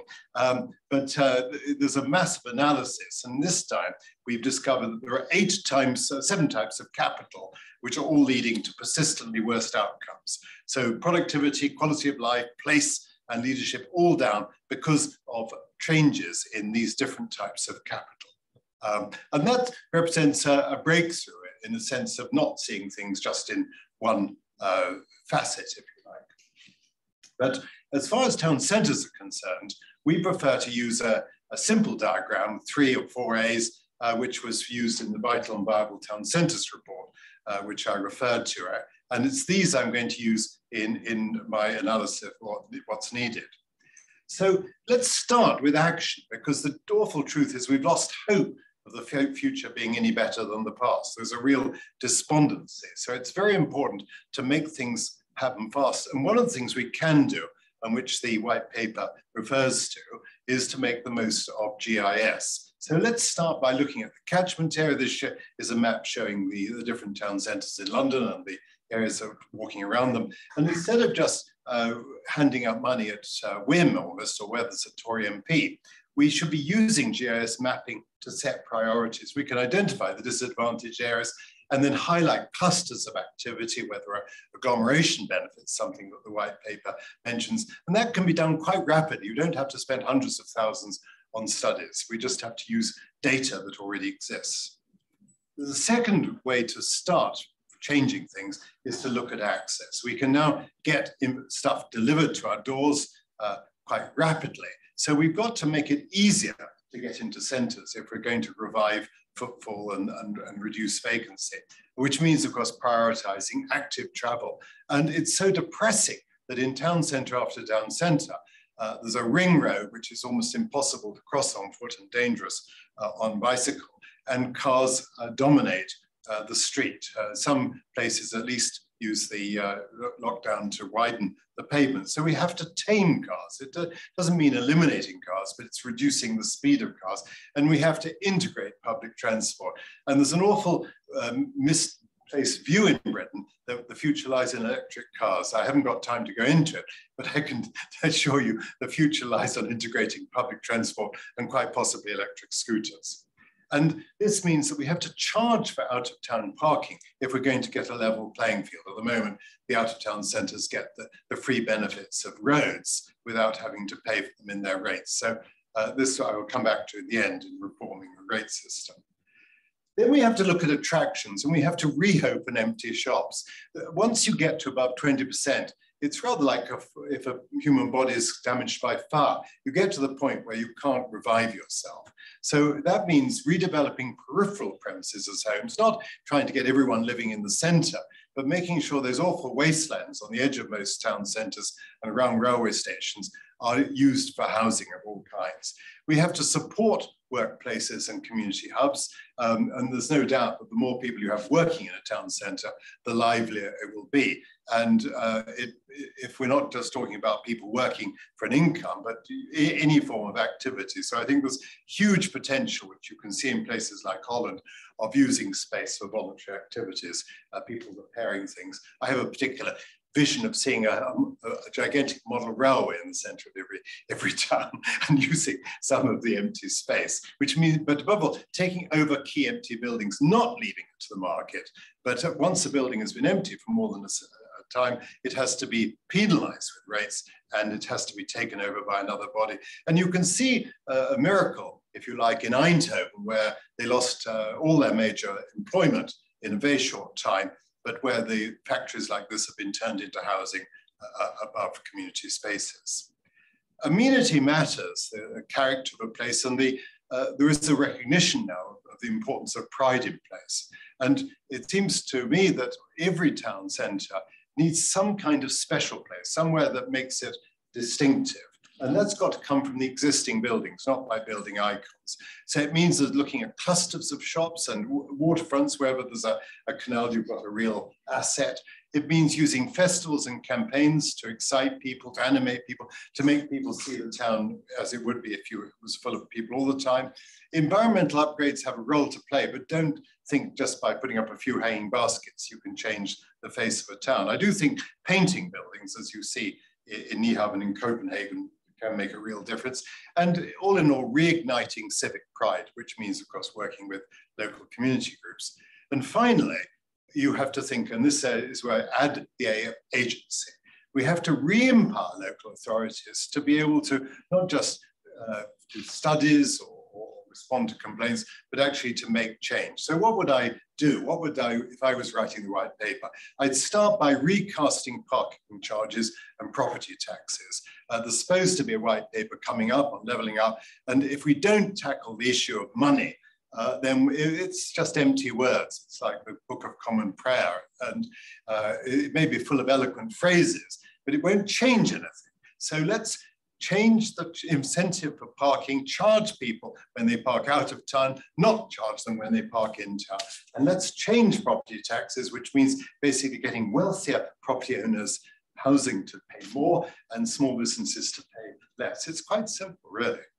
We've got to rethink what town centres are for. The Treasury has got this obsession, or had this obsession, with thinking town centres all about shopping. Of course, they never have been, and they're much less so now. There are a whole series of reasons, a whole series of values which a town centre provides, and we have to make the most of all of those, and at all times, of course, day and in the evening. We have to set up partnerships and pilot projects. I'm not suggesting the local authorities should do it themselves, but I do think there's plenty of scope to support chambers of commerce and civic projects. And once again, building preservation trusts, which played an important role 20 or 30 years ago. And finally, let's share the lessons. In business, there's a concept of a learning curve. In public sector, there's what I call the forgetting curve. We continually fail to learn from our mistakes, and we don't learn from our successes. So let's at least document what is working. And there's still an awful lot working in this country, even more happening in mainland Europe. So I end with the idea that you might join the Academy of Urbanism. This is a group of urbanists in Eindhoven, learning how you turn things around. Thank you. This is the public report. It'll be coming out shortly. Thank you. Put that back. I'm going to invite Nicholas to join the panel later. So we'll move, segue straight away to listen to Steve Norris of Lambert Smith on the same topic. Thank you very much. And thanks to Nicholas as well. I think a lot of the points I'm going to raise in my presentation will reinforce the messages that Nicholas has set. The positives have got to right. But anyway, let's see how this works. So I'm National Head of Planning, Development and Regeneration at Lambert Smith Hampton. And for those that don't know us, we're a kind of leading commercial and residential agency with about 1,000 professionals based across the UK and Ireland. I also lead the Town Centre and Economic Regeneration team at Lambert Smith Hampton, and we're involved, as the slide shows, in some high-profile and transformational projects across the country. I've been 30 years advising on town centre regeneration. Probably for 3/4 of that, it's been retail-led regeneration, delivering new shopping centres and retail space. And the last part of my career is going to be about knocking them down and redeveloping and repurposing what we've done previously. So it's an interesting time. This presentation will bear that out as well. Just a quick resume of what we do. We advise on all stages of the regeneration life cycle, from early site and planning appraisals through to visioning, master planning, land assembly, CPO, and delivery and asset management. And we're also producing various research and viewpoints. You're welcome to go onto our website and have a look, but everything from the impact of the pandemic on the hotel, commercial, retail, and logistics sectors. But I wanted to spend the 5 or 10 minutes that I have presenting a 45-minute presentation. So let's see how fast I can talk. And it's research that we've done. It's annual research that we do with Revo. For those that don't know, that's the British Council of Shopping Centres, as was. And the title of the research, which is coming out at the end of this month, start of next month, is how can we deliver the renaissance of our towns and shopping centres. And if you want a copy, please do let me know, and we'll forward one on when it's published. And it's really looking at the issues and challenges facing our town centres and the opportunities and interventions to try and deliver their recovery and renaissance over the short, medium and long term. Yeah, the font's got a bit strange, but hopefully you can read it. And the research is based on a survey, an online survey that was carried out at the end of last year. It builds on surveys that were conducted in 2019, where the key issues of Brexit, and 2020 at the height of the pandemic. So we're able to plot changes in mood and optimism as we go along. And I should state we're also very thankful to our partners on this, ATCM, SIPFA, BPF, UK Hospitality and the like, who distributed the survey to their members. So we have a good cross-section of representation from local authorities and the public sector through to developers, investors, owners and occupiers as well. As you can see, that's the general profile. Predominantly public sector, 75, probably predominantly private sector, apologies, 75%. And that's been consistent over the years that we've done the survey. So before we can talk about and talk intelligently about how we can deliver the recovery and renaissance of our town centres and high streets, it's important that we first understand some of the key issues and challenges they are facing. And our survey asked, apart from COVID, what are the top challenges facing your high streets and town centres? And as for previous surveys, online shopping and business rates remain the top two concerns, identified by over half of all respondents. Over 1/4 identified the rise in home working and the impact on traditional office space, and some 22% identified the lack of up-to-date plans and strategies for town centres, and that was up from 15% on the previous survey. So that the importance of town centre strategies in planning is rising.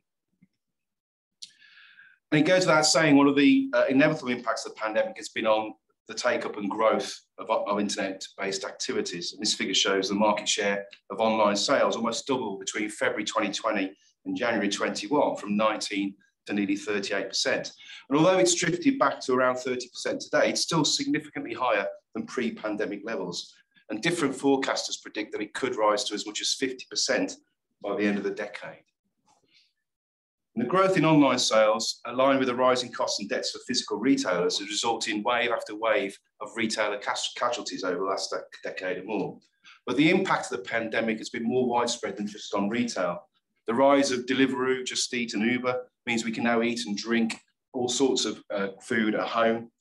The choice of Sky, Netflix and Apple TV means we can also have the cinema experience at home on our widescreen TVs without actually going to the cinema. And as a nation, we're now used to working and attending conferences and meetings from the comforts of our home. And this is having a significant impact on the traditional office space and also on our town centre daytime and evening economies. And the critical challenge we're now facing is how to break those habits that have formed over the last 2 years to get people away from their screens, back into our centres and back at work. And as Nicholas mentioned as well, we're overshopped as a nation. You know, retail is not the answer to the problems that we are facing.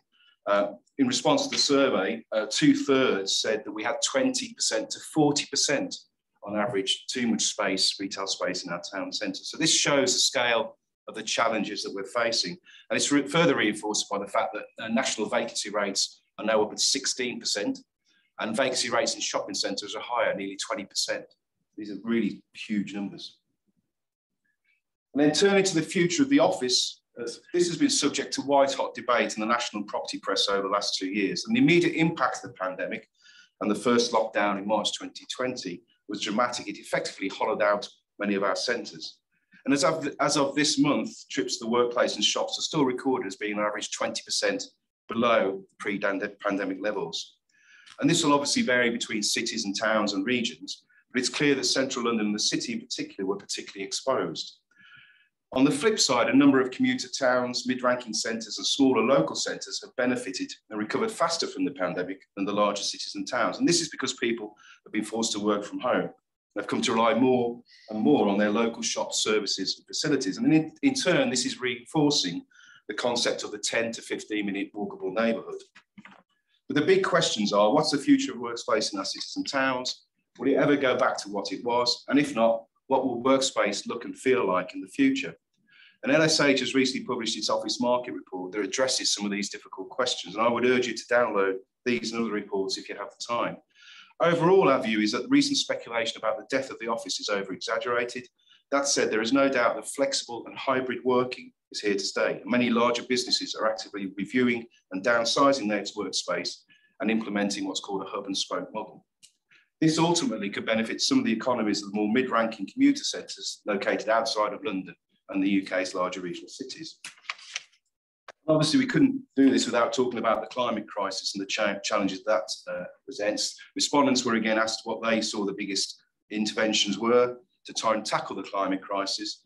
And that came with, the main responses were improvements to public transport, improvements to the provision of infrastructure as we transition to electric and autonomous vehicles, and the development of carbon zero buildings. And it also reinforced the point about walkable neighbourhoods. 45% of respondents talked about the need to install and implement that walkable neighbourhood concept.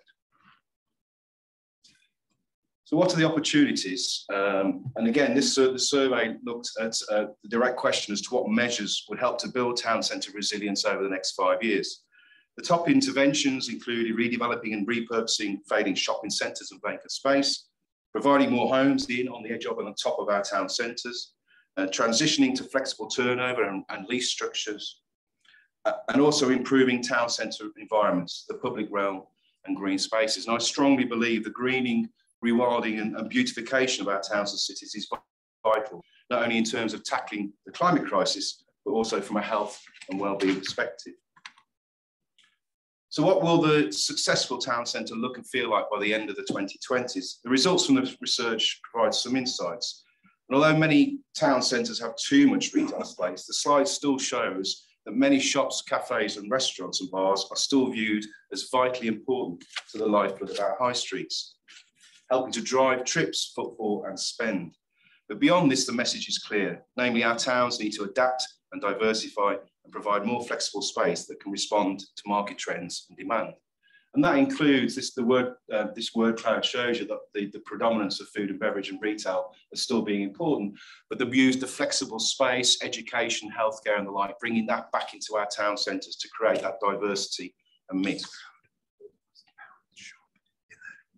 Having identified the challenges and opportunities facing our towns, the critical question is who's going to fund and deliver their recovery over the short, medium and longer term. As we all know, without investment, all our strategies and visions are merely empty pipe dreams. The research identified that joint ventures and public-private partnerships remain the preferred investment and delivery model, but the public sector and principally local authorities are viewed as being even more critical now than ever to delivering town centre regeneration projects, which if you place it in the context of the diminishing resources, is quite an interesting proposition. One of the key reasons is because they have access to different funding sources and grants. In the wake of reduced investment by the private sector in our town centres and the tighter controls placed on the Public Works Loan Board, some lucky towns are set to benefit from the government-backed Future High Street, Towns Deal, Welcome Back and Levelling Up funds. And if you don't mind me kind of blowing our own trumpet at this stage, we helped to secure over £250 million of capital funds from the government to kickstart key projects in some of our town centres, including Corby, Tilbury, Grays and Stafford. But the critical question I want to leave hanging is what happens when the government funds run dry? Both the public and private sectors are going to have to find different and more creative ways of investing in our town centres. And making this happen is the responsibility of everyone, as the survey confirmed. If we want to lay solid foundations now for the successful and sustainable regeneration of our centres, then it requires strong leadership and governance, aligned with partnership working between all stakeholders and the community, and underpinned by realistic and commercially deliverable visions and investment strategies for our centres. So what have we learned? Notwithstanding the impact of long-term market trends on the retail sector and the impact of the pandemic over the last 2 years, I don't want you to think that it's all doom and gloom for the future of our town centres. Far from it. I honestly think we are now entering into one of the most exciting and creative periods in their long history, what I've optimistically referred to as the town centre renaissance. But don't just take my word. The slide shows that there has also been an uptick in optimism amongst our respondents. Almost 50% stated they are optimistic or very optimistic about the future compared with 36% in 2020. What is abundantly clear though, and I will say it again to help force home the message, is that retail is not the answer to the challenges facing our town centres. The researchers identified a number of key themes and interventions that will help to build back confidence and resilience as we emerge from the dark shadow of the pandemic. First, there are the financial and policy interventions needed to create a level playing field between physical and online retailing and to support owners, investors, occupiers and businesses. These include a review of traditional rental and lease models, an online tax and more support for independent businesses. Secondly, there's the need to rethink and repurpose the role and function and offer of many of our struggling towns, high streets and shopping centres. This will require the careful planning, management and curation of buildings and space. There's no one-size-fits-all approach, but research and our own experience shows that we need to repurpose and replace old and tired space, provide more quality homes and affordable homes, adapt and diversify our town centres and build back resilience by providing more flexible space, particularly focused on health, education, arts, cultural and creative industries and heritage, restore civic pride and create beautiful, attractive places and build on the walkable neighbourhood concept. What is clear is that our high streets and town centres have a vital role to play in the country's economic recovery. And the impact of COVID-19 has shown us that they are valuable for more than just for their shops and services. Successful centres will be those that help to promote health and well-being, tackle deprivation, provide attractive places where people of all ages want to live, work, shop, play, relax, be entertained. And above all, successful centres will be those that are lively and fun and have been restored once again as the beating hearts and souls of our communities.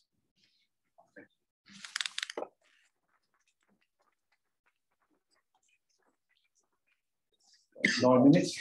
Well, finished with lively and fun. Not bad. Thank you. Any questions for Steve? The kettle is on, so tea is imminent. We're running just a few minutes late, but have you any questions? Yes, over there. Oh, Roddy. Steve, Roddy Houston, Government Property Agency. How do we square our environmental ambitions with the me now, on-demand, instant delivery? It's a good question. I mean, there's lots of issues around, obviously, the environment. I think what we're seeing is, and it's the social value issue, I think, which is becoming more and more important now, particularly where local authorities are the drivers on that.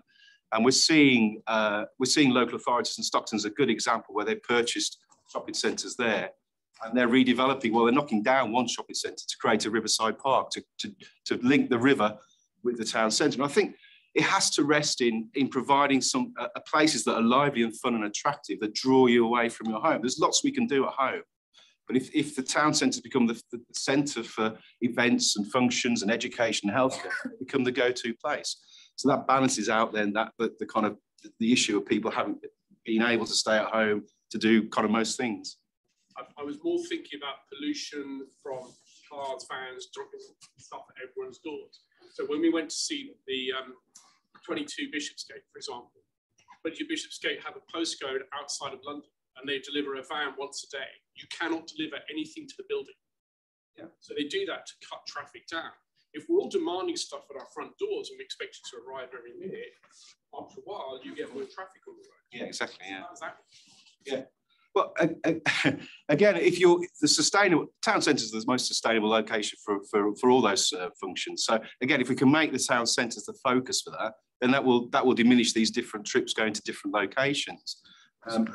Yeah, I think it's a big challenge, and we've seen technology and technological advances as well are going to see changes with that, particularly as we move to kind of those electric and autonomous vehicles. So I think the carbon emissions and net carbon zero are just kind of, in the next 10 years. Again, it's almost trying to predict what's going to happen, going back 10 years, 15 years before mobile phones and the impact that they've had on the way we live and do everything. I think it's the same going forward. An optimist. Absolutely. Have you walked up with the... No, it's there. It's just... Sorry, right. Okay. Well, I'm going to break for tea. I think tea is with us at the back.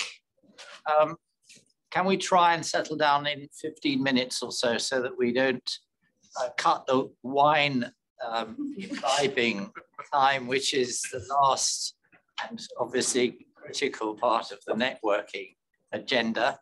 And thank you so much for the speakers we've heard from so far. Lots more to come.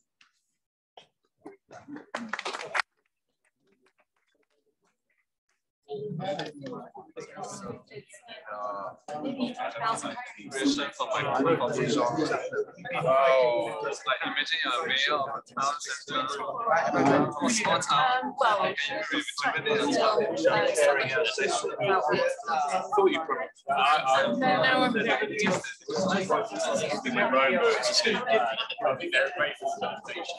think the issue is, I'm not sure how it is. Well, the idea is that the observation. Nothing. All the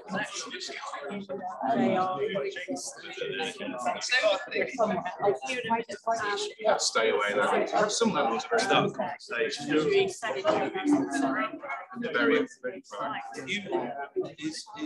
all fragmented. Yeah.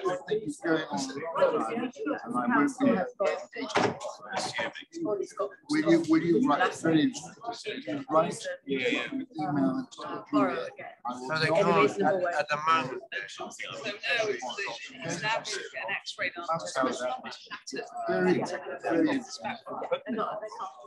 can't go out the market. I read that, and I want to buy it. to generate money. So you know, so if you went to Italy, and they just kind of understand what they basically borrow against their responsible money, you know, not and then they basically have a loan for 30 years, and pay it off, and then they have a long no, financial I know, but it's a question of how you but all I'm saying is very good. They get you. You have a voice. it's a housing revenue account. It's only a political. Are you being engaged? Are they listening to the OECD, the IMF, and the EU? Interesting. Different I see it. With what they see and has it been an impediment to our productivity and growth of our economy. And if you think after the crisis, then the state was given and then the Commission actually came every 6 months. And thank you. I'll send you discussion about how and housing. It's going to be a similar to this event as well. And these reports are all in the public domain, and no one ever read them. And yet they were saying, look, what you could use that would actually not just social rental housing, but doing now. Use their asset to the way they've got the White House have got money to invest isn't so funny. Well, is that, and the audience about this. Is that up to 2008, the financial crisis, if you had to work for the public works loan, are you members? Are you a member? You paid it back early. Yeah, because Ryan has a so everybody is here to pay it back early to get a discount. Why wouldn't you do that? That's what all finance officers do. After 2008, the Treasury said, no, we don't want that money. Yeah. So what's happened is that councils haven't changed the mechanics of saving the money to pay it early, but they've kept it. And what the so they've been doing things like inter-council loans and so on with it. It's also enabled them to do short-term investments, say to buy a property and then to think about setting that into development with a kind of different model for returns. And when the Audit Commission, NAO looked at this in about 2016, they were very worried. Sort of storing up this Icelandic bank problem, it will go. So they saw it as a huge risk.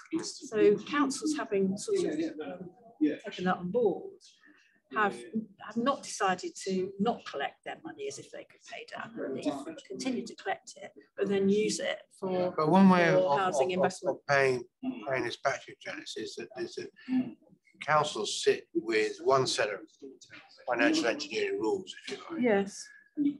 Everybody else sits with another set, completely private sector.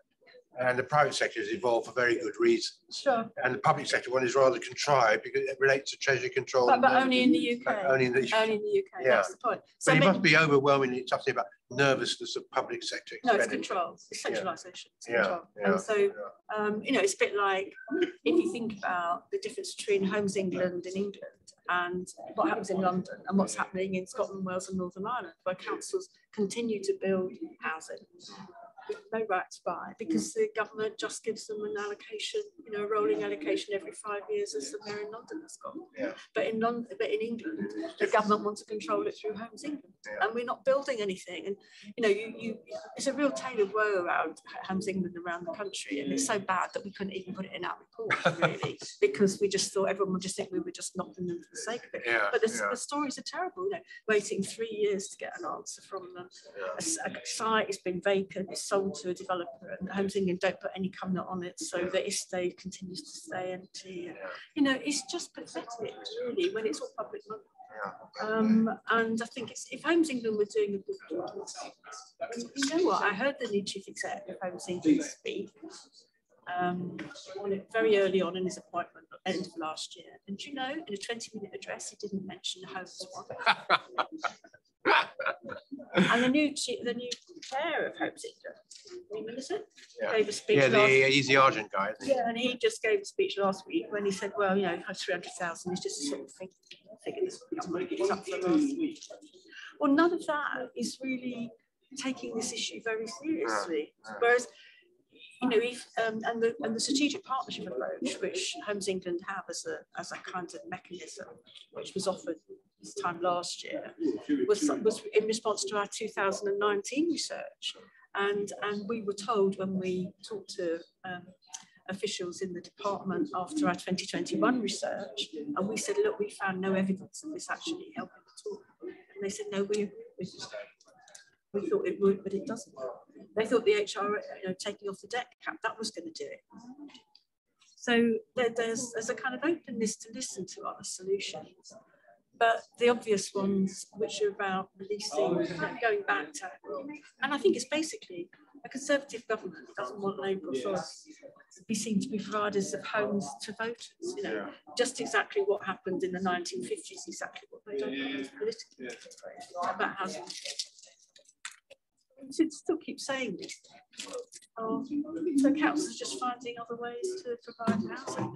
You know, 80% or more housing as a priority in their corporate, not in their flat plan.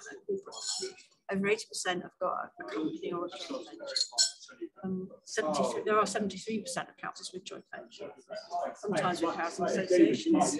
Some development, you know, in Oxford, if we went we develop development in Eastleigh and Gateshead, it would be an umbrella JV, you know, over three sorts of things.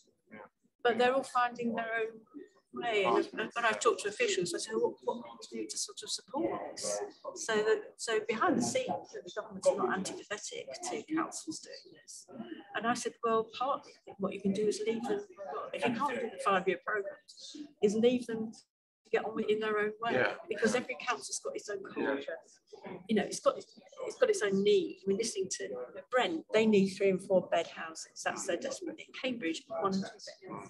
And each council has, has a different legacy and a different set of requirements going forward. As it should be, of course. Yeah, and that's why having 5-year programs allows them. And when you see, well, it gives them some confidence. Well, then they don't have to plan the same thing, but they can plan the tour. No, that's right. And in London, I think you have to identify sites to go into the bin in there. And all this is just like substitute sites, should they be? So it's not, you're not locked into that. And of course, they're amassing experts. 80 in the housing team. The largest number in Haringey they've had since 1980. And what they're doing is using the same team, development surveyors, finance, legal people, to negotiate the planning applications and money as well. So they're having a broad perspective in development, not just the council's own work. So, you know, it's a win-win-win. That's what we're saying. Kind of central excellence. I just got to know, yeah. Good. No, that's great. Great. Thank you.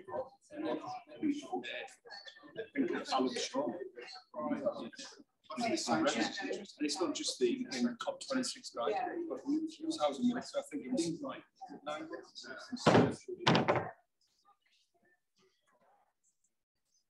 Starts to hit it. So they actually, but even though they're getting the Russian, they keep it fresh things today. Yeah. When you were talking. I mean, so much more in terms of the elections. They talk about, you know, all that sort of like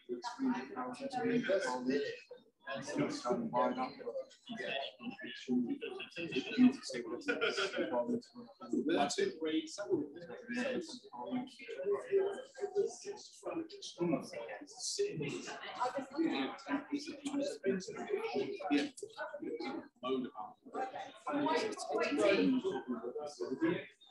In terms of in general, it seemed like it's a sense of unity. That ship has sailed. They are more Westerners now than they were 20 years ago. 10 years ago, they've got hitting and if the people situation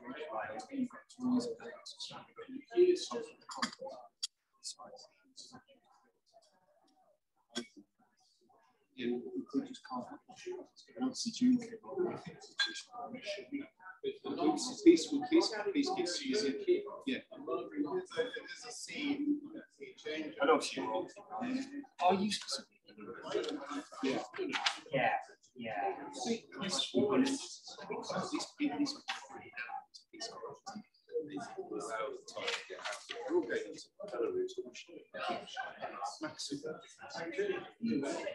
The bigger pictures, and it's kind of like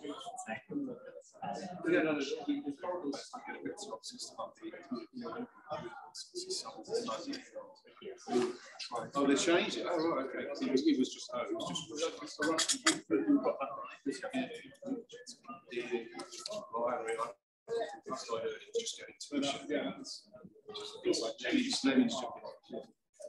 yeah.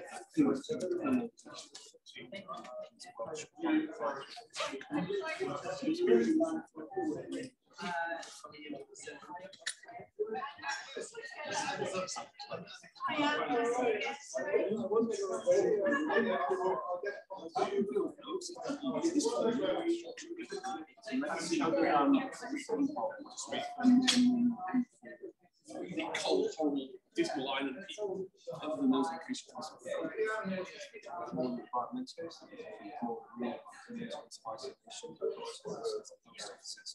environmental, which are art.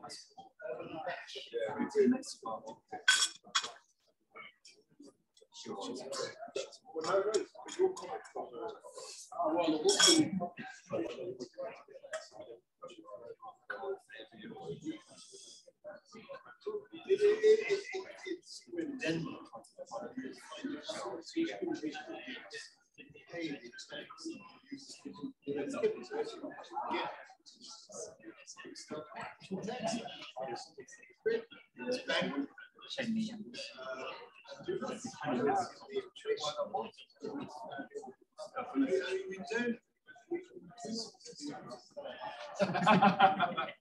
Are you currently out of bottle?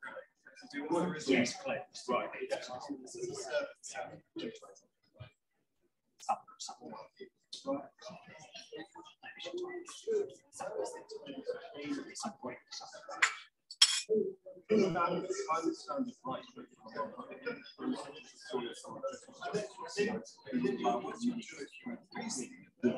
Yeah, that sort of space. Yeah, I've not seen.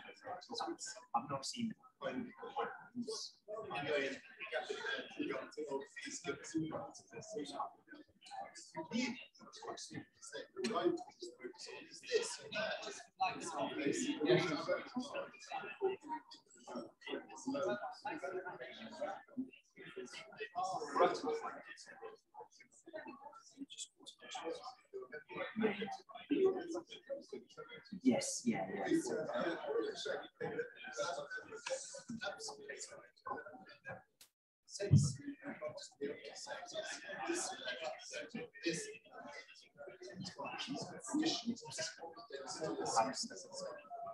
Well, we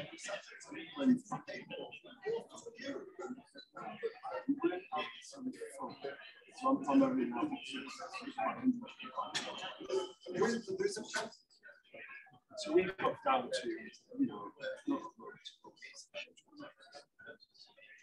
so I've been in sort of full time where I needed to be since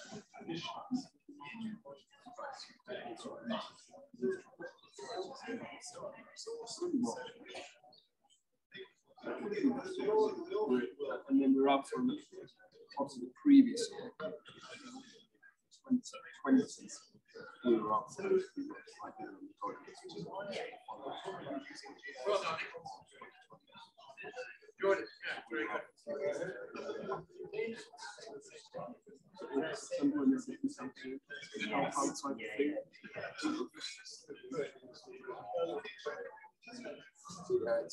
How do you find this? Well, running away from it. I mean, I'm doing at the moment. This week it would have been 4 days, but I've got smaller.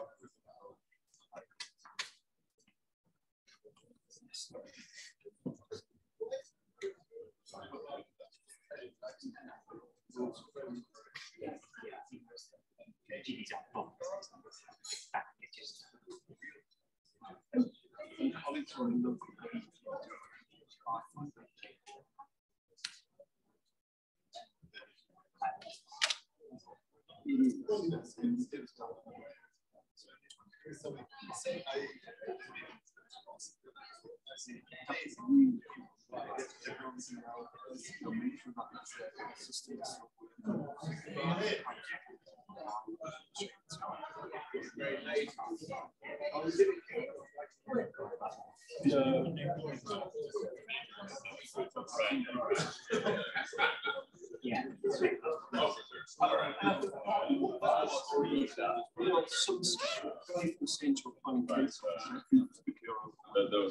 We like to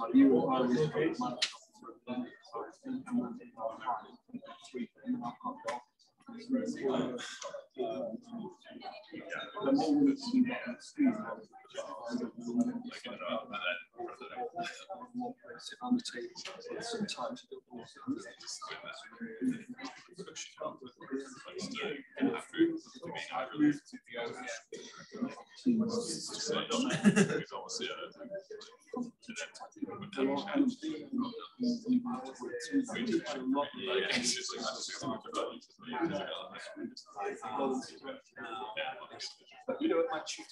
That's what I think I need to say. Can I just say, it looks to me as though you've got, I said India. I'm ready. I am India. And our major project is in India, southern India. So it's in Tamil Nadu. No, it's in Tirunelveli event. We had an event last in Chennai, and we've got the architects from Chennai. Focus on mid-size, 2 to 3. We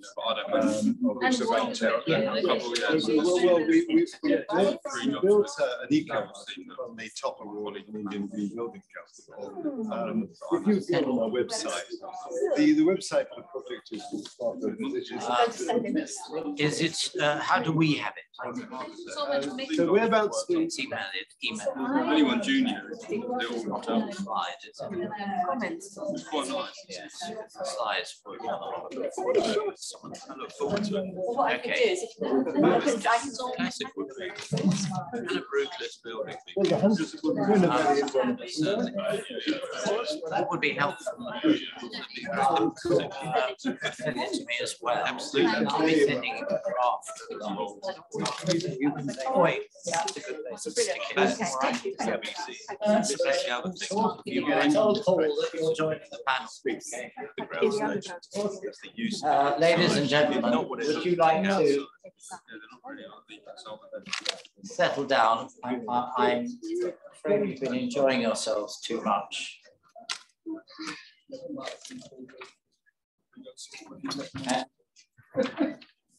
Max Tolley is going to be on next. Are you with us? Yes. What you were. So we'll just get to them to stop enjoying themselves and come back from the tea room. I'm surprised how happy they all are. There are no biscuits. Some of us didn't get lunch, so biscuits were anticipated. There we are. Okay. Well, I'm going to Max. I'm going to introduce you. And your title is in Ukrainian colors on the screen. So I'm going to introduce Max Tolley, a slight change from the theme of retail and high streets, but not much of a change entirely, I suppose. Max Tolley is the England Policy Officer at the Royal Town Planning Institute, for which some of us pay subscriptions. So Max, can I invite you to address the crowd? Thank you, Brian, and thank you, everyone. Well, it's unintentional, but I'm very pleased to share solidarity with Ukraine. Right, so we're going to talk about proposals for planning reform, briefly from the RTPI's perspective. The right way first. So clearly first to say, just some points of stating the obvious really, but planning's not operating in a vacuum. We have a new department name. We have a new Secretary of State and a new Housing Minister. And there are some clever figures on how many housing ministers there have been in the last 20 years. I don't have the exact ones to hand, but it's been quite a high turnover of housing ministers. The RTPI through Victoria Hills has met with Stuart Andrew, the new housing minister, and we're keen to continue that engagement with the department now, not a ministry. There's all sorts of interesting things with that. And someone told me the other day that I think it's an acronym, and I haven't fact checked it, but that the only government department that hasn't had its name changed is Her Majesty's Treasury, which feed into that what you will, but I thought it was interesting observation. So moving on to the sort of meat and potatoes of what I'd like to talk about, which is the RTPI's proposals for planning reform. In the absence of an official government response to the planning white paper, we produced a policy paper last year, just a year ago, March last year, called Planning for a Better Future. And that had 5 proposals for planning reform, which was underpinned by 2 core statements. Firstly, that planning must now respond to new challenges and opportunities, supporting the economic recovery and levelling up while tackling inequality, accelerating progress towards net zero, carbon and building resilience. And secondly, we need to recognise the importance of a reinvigorated, properly resourced planning system and be visionary in our response to those opportunities. So I'll just whiz through the sort of 5 key proposals we've got on planning.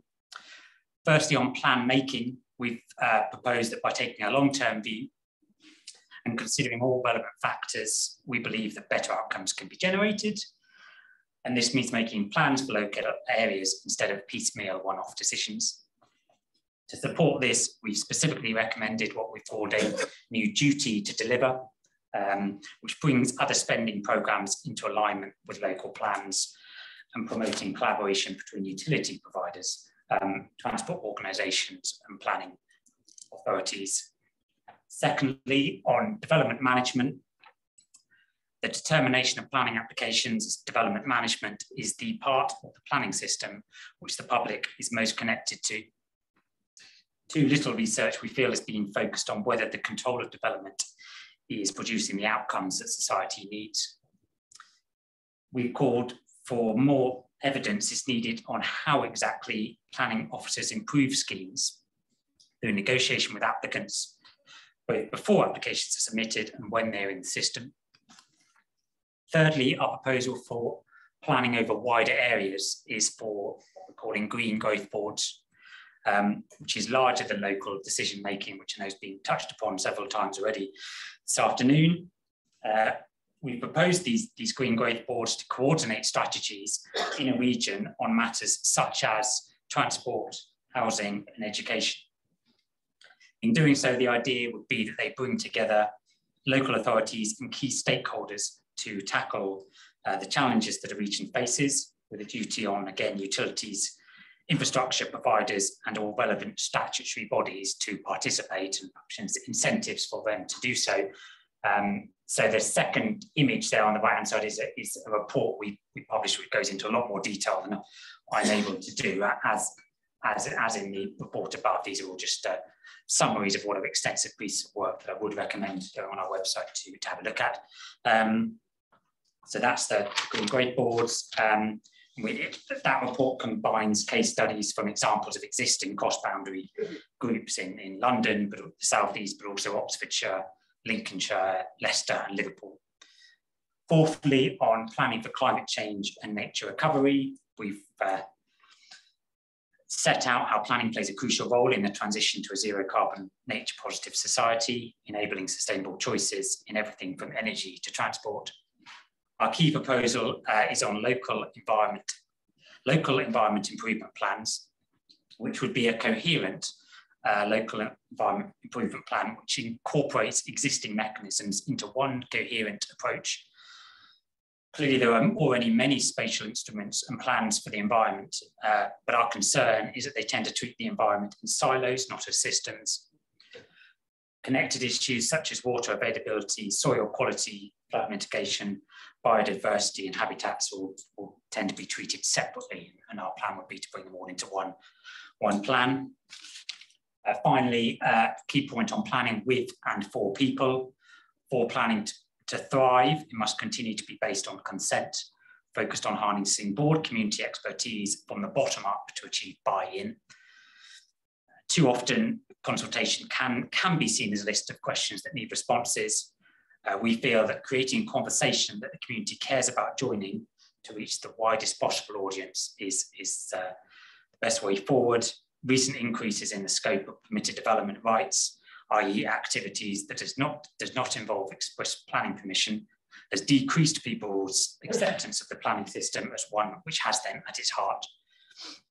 We look forward on digital to seeing the results from the current pilots that we talked about earlier on PropTech engagement, which should hopefully provide practical examples of how digital innovation can boost engagement in the planning system.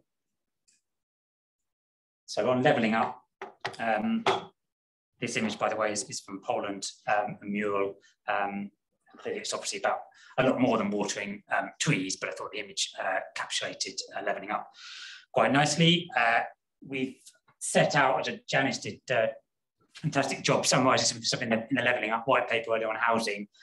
These are just some other broader planning points that to sort of build upon that, I hope. I won't list them all, but we understand, according to reports in the papers, to expect a levelling up and regeneration bill in the Queen's speech later this year, and not a separate planning bill, which we were anticipating previously. Just some points to note. I understand that between 1975 and 2015, there were 40 different schemes for local and regional growth, highlighting the scale of the challenge on levelling up.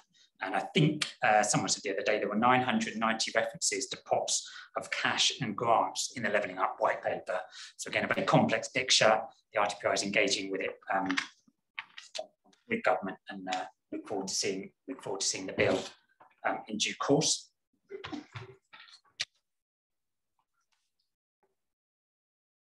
Moving on to the RTPI Town and Country Planning Association last year produced a report on climate change and support for local authorities, particularly in how to respond to that, explaining the need to cut carbon and promote energy efficiency and sustainable transport.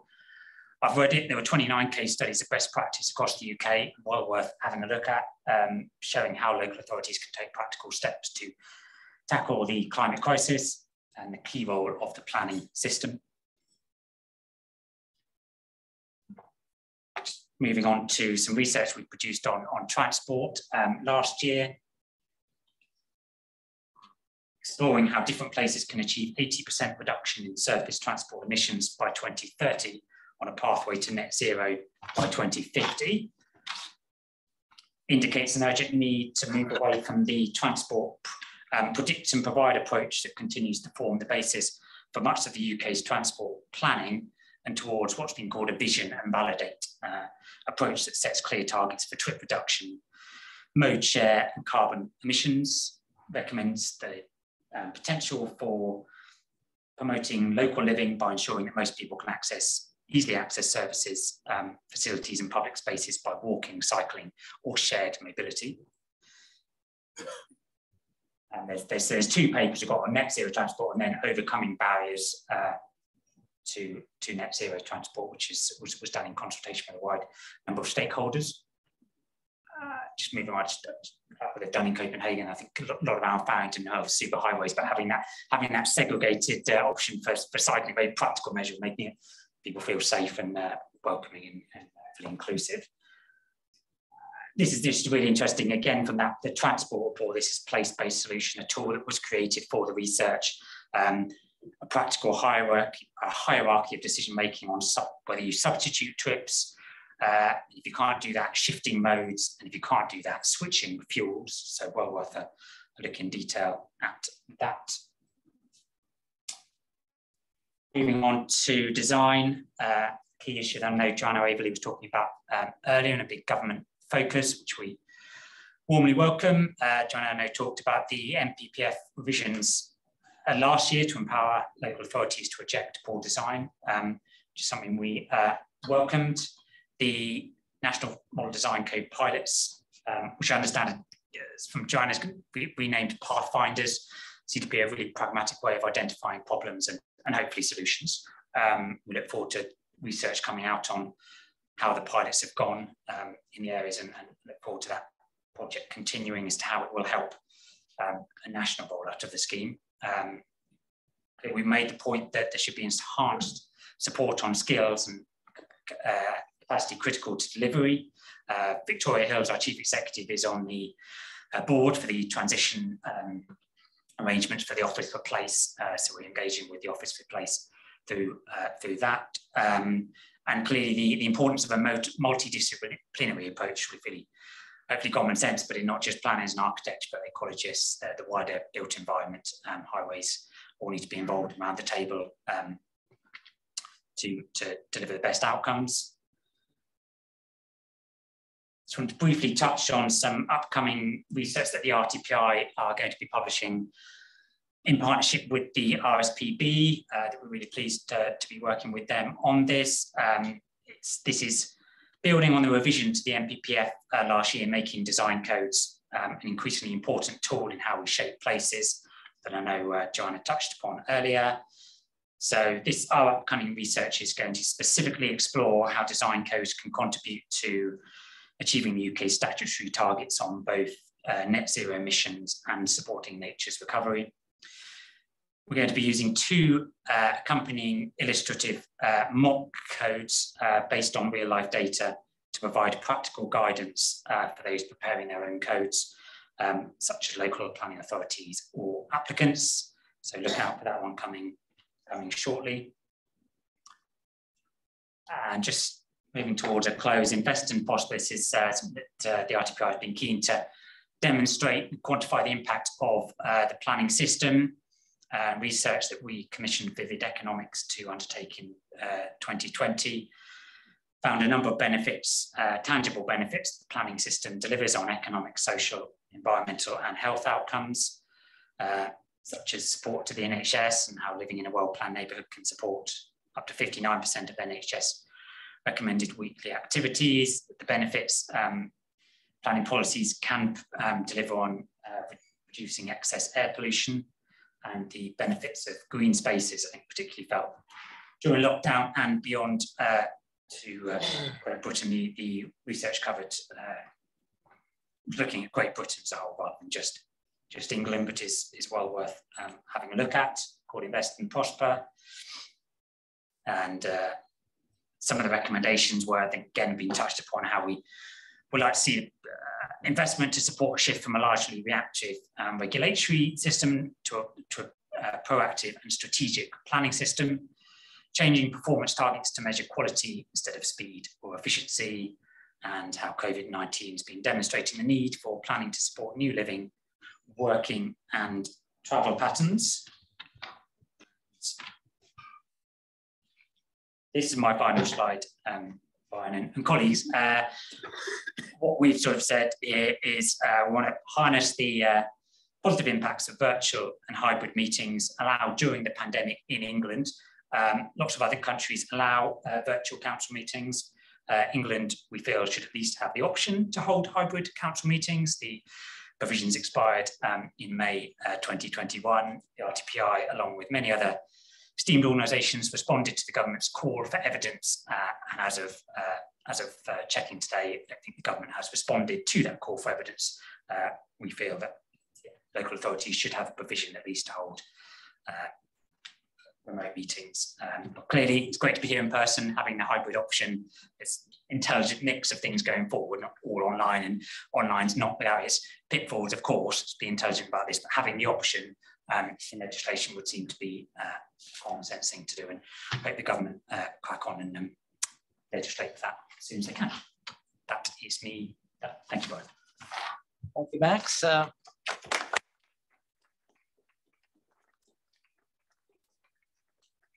That's in hybrid. Well done. So we can see the RTPI is not pushing for shock and awe. No. but maturing a system with its limitations and ambitions. So unless there's any, yes. Max, thank you. David Bain with Savills. I just wonder, is the RTPI hearing whether there might be publication of any policy paper in England ahead of publication of a draft bill? Because we'll recall, of course, we have the planning white paper published in August 2020. So I'm just wondering, ahead of any draft legislative bill, are we hearing anything about policy paper from government? Thanks, David. I haven't, and I'm not aware that the colleagues have either. Regular meetings with government. Obviously, the elections, May elections coming up, and we haven't heard any intelligence. I understood we would be hearing in the spring direction of travel, but other than that report in the Telegraph the other day, I think about there not being a specific planning bill, I don't have any other intelligence today. What is, if I may say, the thing that's really missing is the government's response to that massive consultation that even Joanna just referred to, 44,000 respondents. Yeah. They said before Christmas they would respond to that consultation. There's been a change of SOS, so this one senses a sort of reluctance, because by discussing that old white paper, which they look as though they want to forget, they remind everybody. I suspect that's their dilemma. Yes, yeah, wouldn't want to speak for the government, but yeah, what's this space really? And I think there may be nothing in this space. Okay. Thank you. Thanks, Glenn. Thank you, Max. Nicholas, where are you? Please join us. Nicholas Rossetti is joining us, Centre for London, which I think is correctly described as a think tank. I always wonder about that description, whether it's more think or more tank, but there we are. And we're going to talk about something it's Liz Peace has suggested that you might help us with this. The white paper talks a lot about putting a new focus on employment land, doesn't it? That's your subject. Over to you, sir. Thank you very much. Hello, everyone. I will tell you a bit more about what employment is in a second.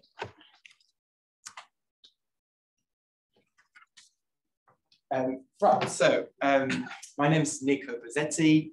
I'm head of data and insight at Centre for London. We are the think tank for the capital.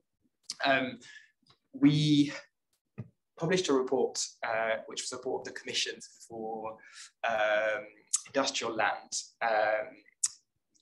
just a month ago. It's available online. Please check it out. And before going, I was checking it.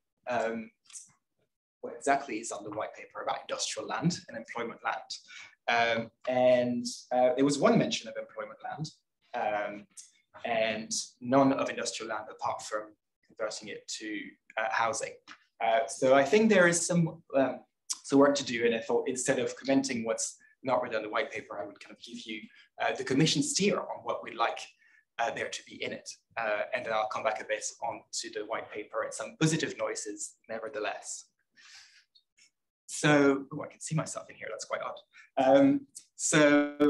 We're London's think tank. We are independent and politically neutral.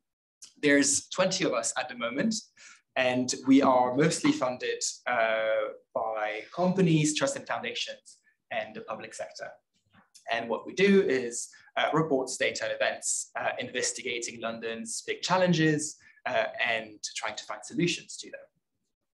So last year, we convened the Industrial Land Commission, bringing together kind of public sector, like London government planners, industrial land occupiers, and real estate market experts to try to discuss what the future of London industrial land looks like. And Rob is in the room. I'm really pleased he was one of the commissioners. Hello, Rob. And the commission was chaired by Liz Peace, CVE.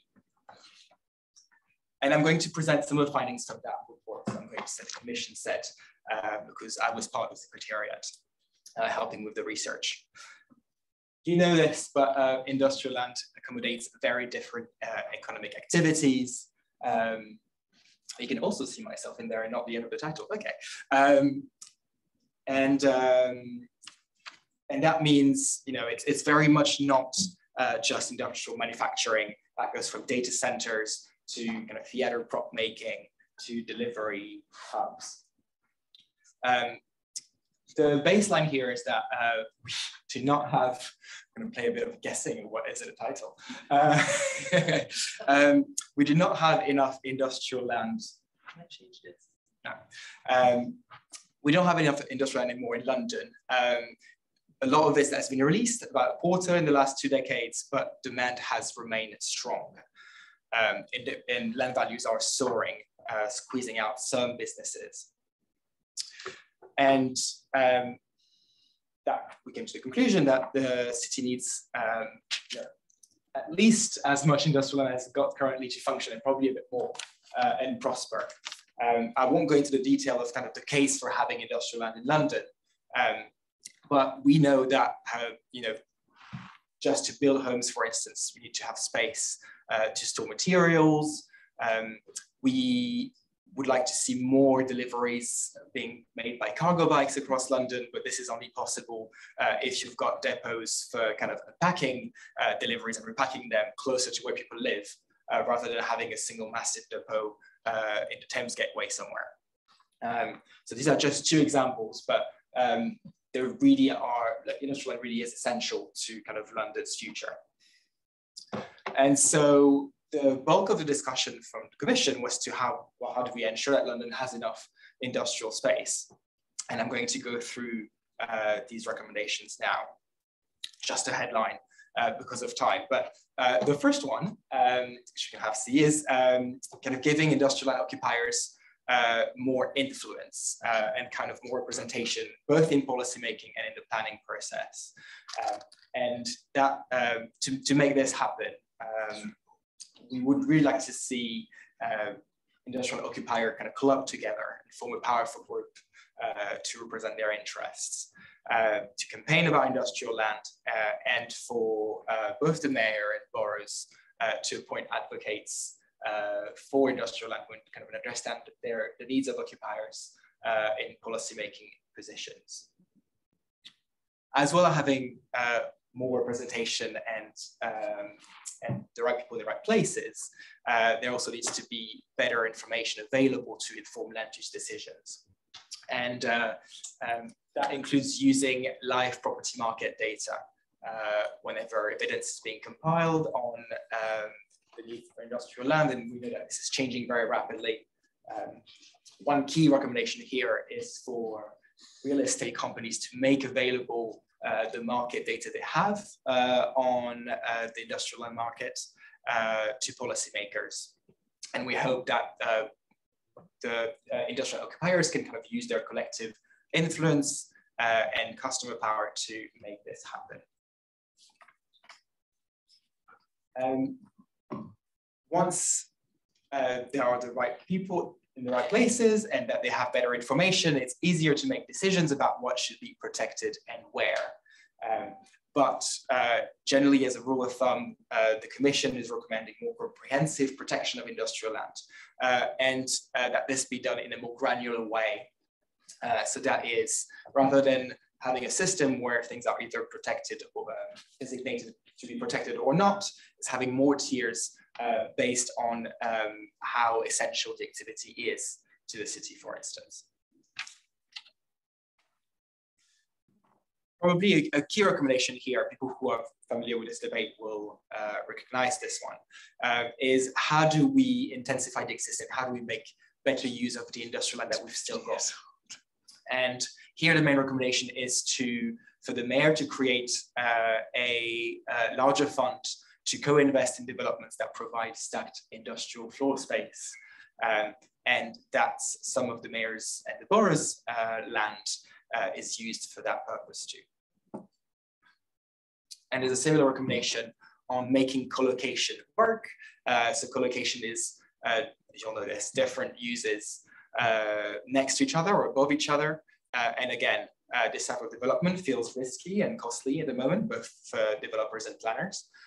And some subsidy here will make it happen, and will also crucially help create industrial land in places where it's not currently, and where it might be needed. We've talked about having it closer to homes.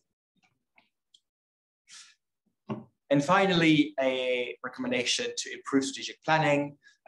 What we mean by this is for the GLA to have as much power as possible to devise the city's land use strategy, with a lot less intervention from central government. And here the mention of devolution was positive in the white paper, but also for the National Infrastructure Commission to identify investments that could help increase the supply of industrial land, both within London and in the wider southeast. This could be, for instance, disused railways, investment in disused railways or wards, which kind of open up key routes for deliveries. And we recommend the government kind of follows up these recommendations with investment. So on the white paper, obviously as a London organization that advocates for London, we're looking at this very closely. It was less anti-London than our briefings, and we were very much reassured of that. Acknowledges also London's challenges, and we were happy to see the possibility of more devolution. However, as you all know right now, there was very little new money for basically anything. But some interesting kind of nods that relate to employment land I thought I'd mention. The first one, well, it's really the only mention of employment land, is that government wants to take a more positive approach to employment land, which I hope to interpret as kind of not seeing at, not housing, but actually how do we plan for more of it in places where it's needed. There was a nod to more support to redevelop brownfield land, which may point to some of these investment that we're recommending into stack developments happening. This will be reassuring, maybe I'm being too optimistic. And finally, kind of enhancing compulsory purchase powers, which again would make it easier for boroughs and the mayor to deliver more industrial floor space. And that is it from me. Thank you very much.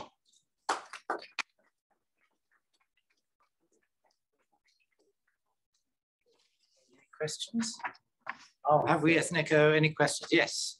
I have David. One question about how you see the relationship between pressures on Greenbelt for residential release and industrial land for residential release, because informing the London plan, I think one of the key changes was that they took out a no net loss clause for industrial land. And if you look through, the correspondence between Secretary of State and the Mayor, the kind of preference was for the industrial land to take the housing rather than the Greenbelt to take the housing.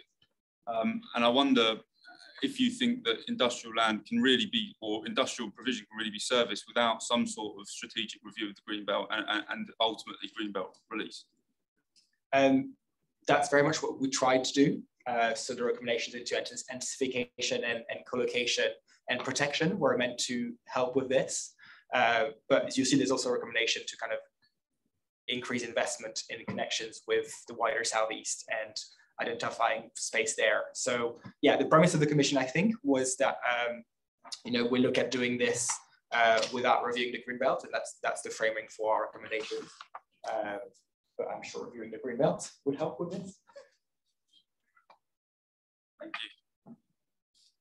Yes. And just talked about we've got too much retail space. It's not just town centres, we've got too much food stores, too many retail warehouses that aren't fit for purpose anymore.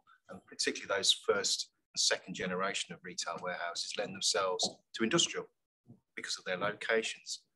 That kind of intensification of that use, I think, has potential here, certainly to meet some of that demand and need. That's a great point, and I'd love to see some examples of former kind of big box retail being converted more into industrial. Thank you very much. Moving on, David.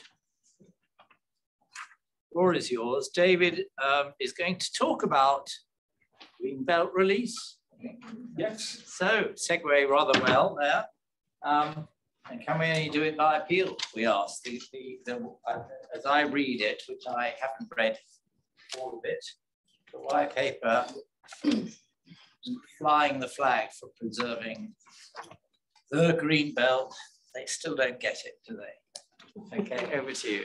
Thank you, Brian. Hello, everyone. Hope you're well. Hope you're enjoying the afternoon. As Brian says, I'm David Bainbridge. I am a director at Savills.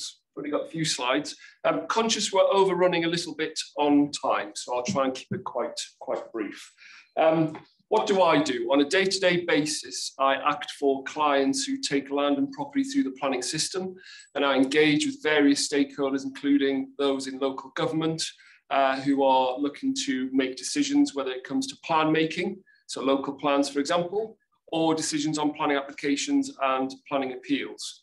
In terms of Greenbelt release, I was almost tempted to say you can forget it when it comes to planning appeals, because it is the most challenging aspect I feel you can have in planning for development, to take land through a planning appeal where that land is Greenbelt, where it has not been taken out of Greenbelt. Exceptionally challenging, and we'll come on to the reasons for that.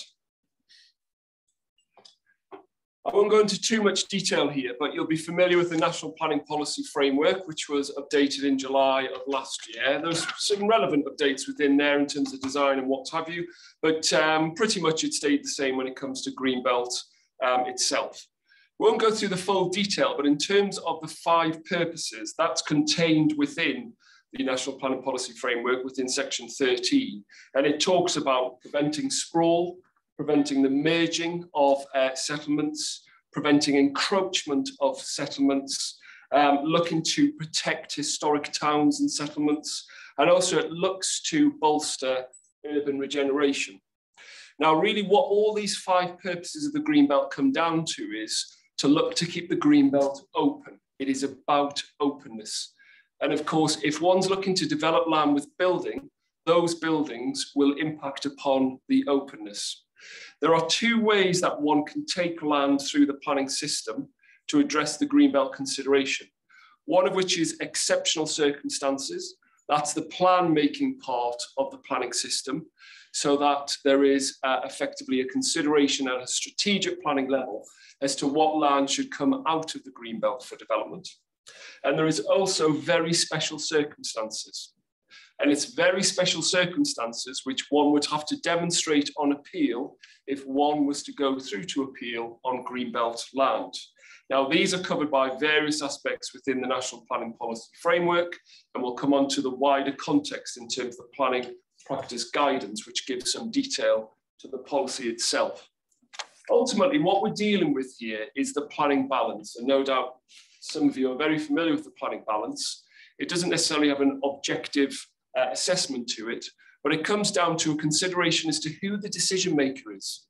So who is a decision maker when it comes to deciding which land should come out of the Greenbelt for development? Who is a decision maker when it comes to consideration of a planning application or a planning appeal? It is not always the local authority who is the ultimate decision maker. For example, a planning inspector appointed by the Secretary of State, or indeed the Secretary of State himself. In previous times, herself might be the decision maker. I've referred to the NPPF. I've also referred to the planning practice guidance. So that screen print in the middle of the screen there is a planning practice guidance, and that's a section upon Greenbelt. I've also got there a screenshot of a web page by government, which is about planning applications, which are called in decisions, and also recovered planning appeals.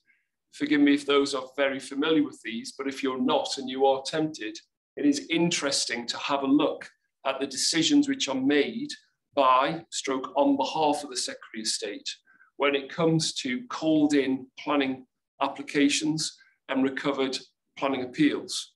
So when it comes to the Greenbelt, if a local authority, which would be rare, but if a local authority were looking to grant planning permission on Greenbelt land on the basis of very special circumstances, they would have to refer that to see whether or not the Secretary of State would want to call it in so that he takes the decision.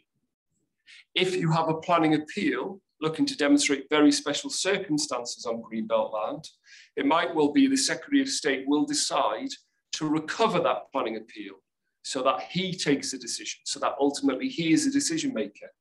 Now, of course, there is policy guidance which is set out by government, which is available on that webpage, which one can have a look at to see how this guides the decision making going forward. So going back to plan making, and one of the two routes to take greenbelt land through the planning system is exceptional circumstances. Now, exceptional circumstances is about new local plans coming forward.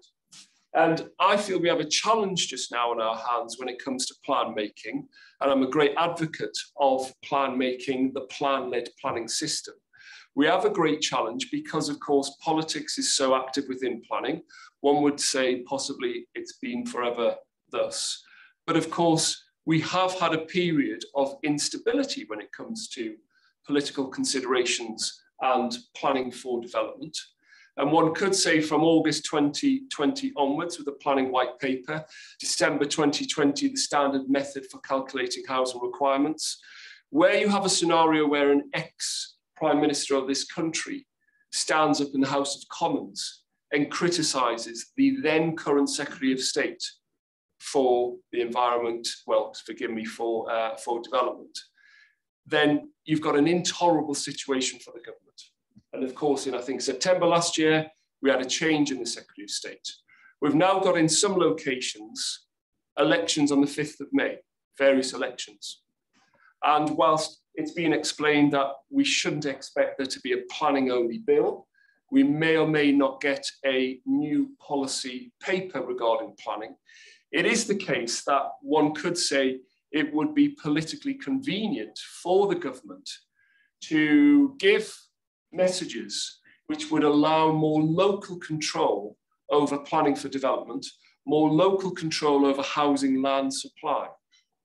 Now, I don't have any detail here, and some of you may be aware of the emerging options for this detail, but it wouldn't surprise me if there were to be a ministerial statement of some sort which tries to take off the impression of the sharp edges of the 5-year housing land supply debate, because that can be politically toxic in some locations. It can be.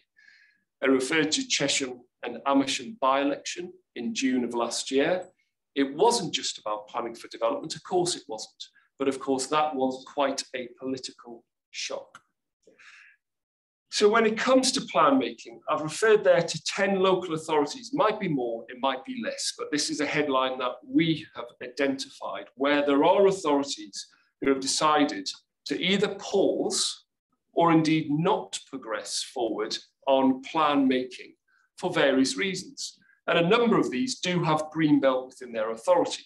Forgive me if some of you are particularly familiar with the authorities, but there's Basildon, there's Dacorum, Hartsmere, St Albans. There's all different circumstances for these. So I'm not standing here saying it's purely because of greenbelt, but it is increasingly the case that we are seeing a number of local plans which are being delayed. And this is in the context of the government and Stuart Andrews, Housing Minister, reaffirming that the government would like local authorities in England to have up-to-date plans in place by the end of next year, by the end of 2023.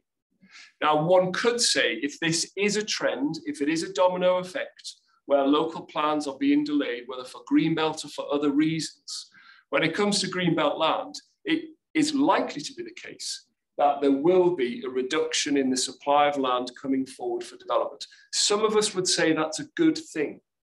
I'm not standing here saying the greenbelt is a bad thing and we need to be building all over it, because many of us enjoy locations where we live and work as a result of the greenbelt as a planning policy tool.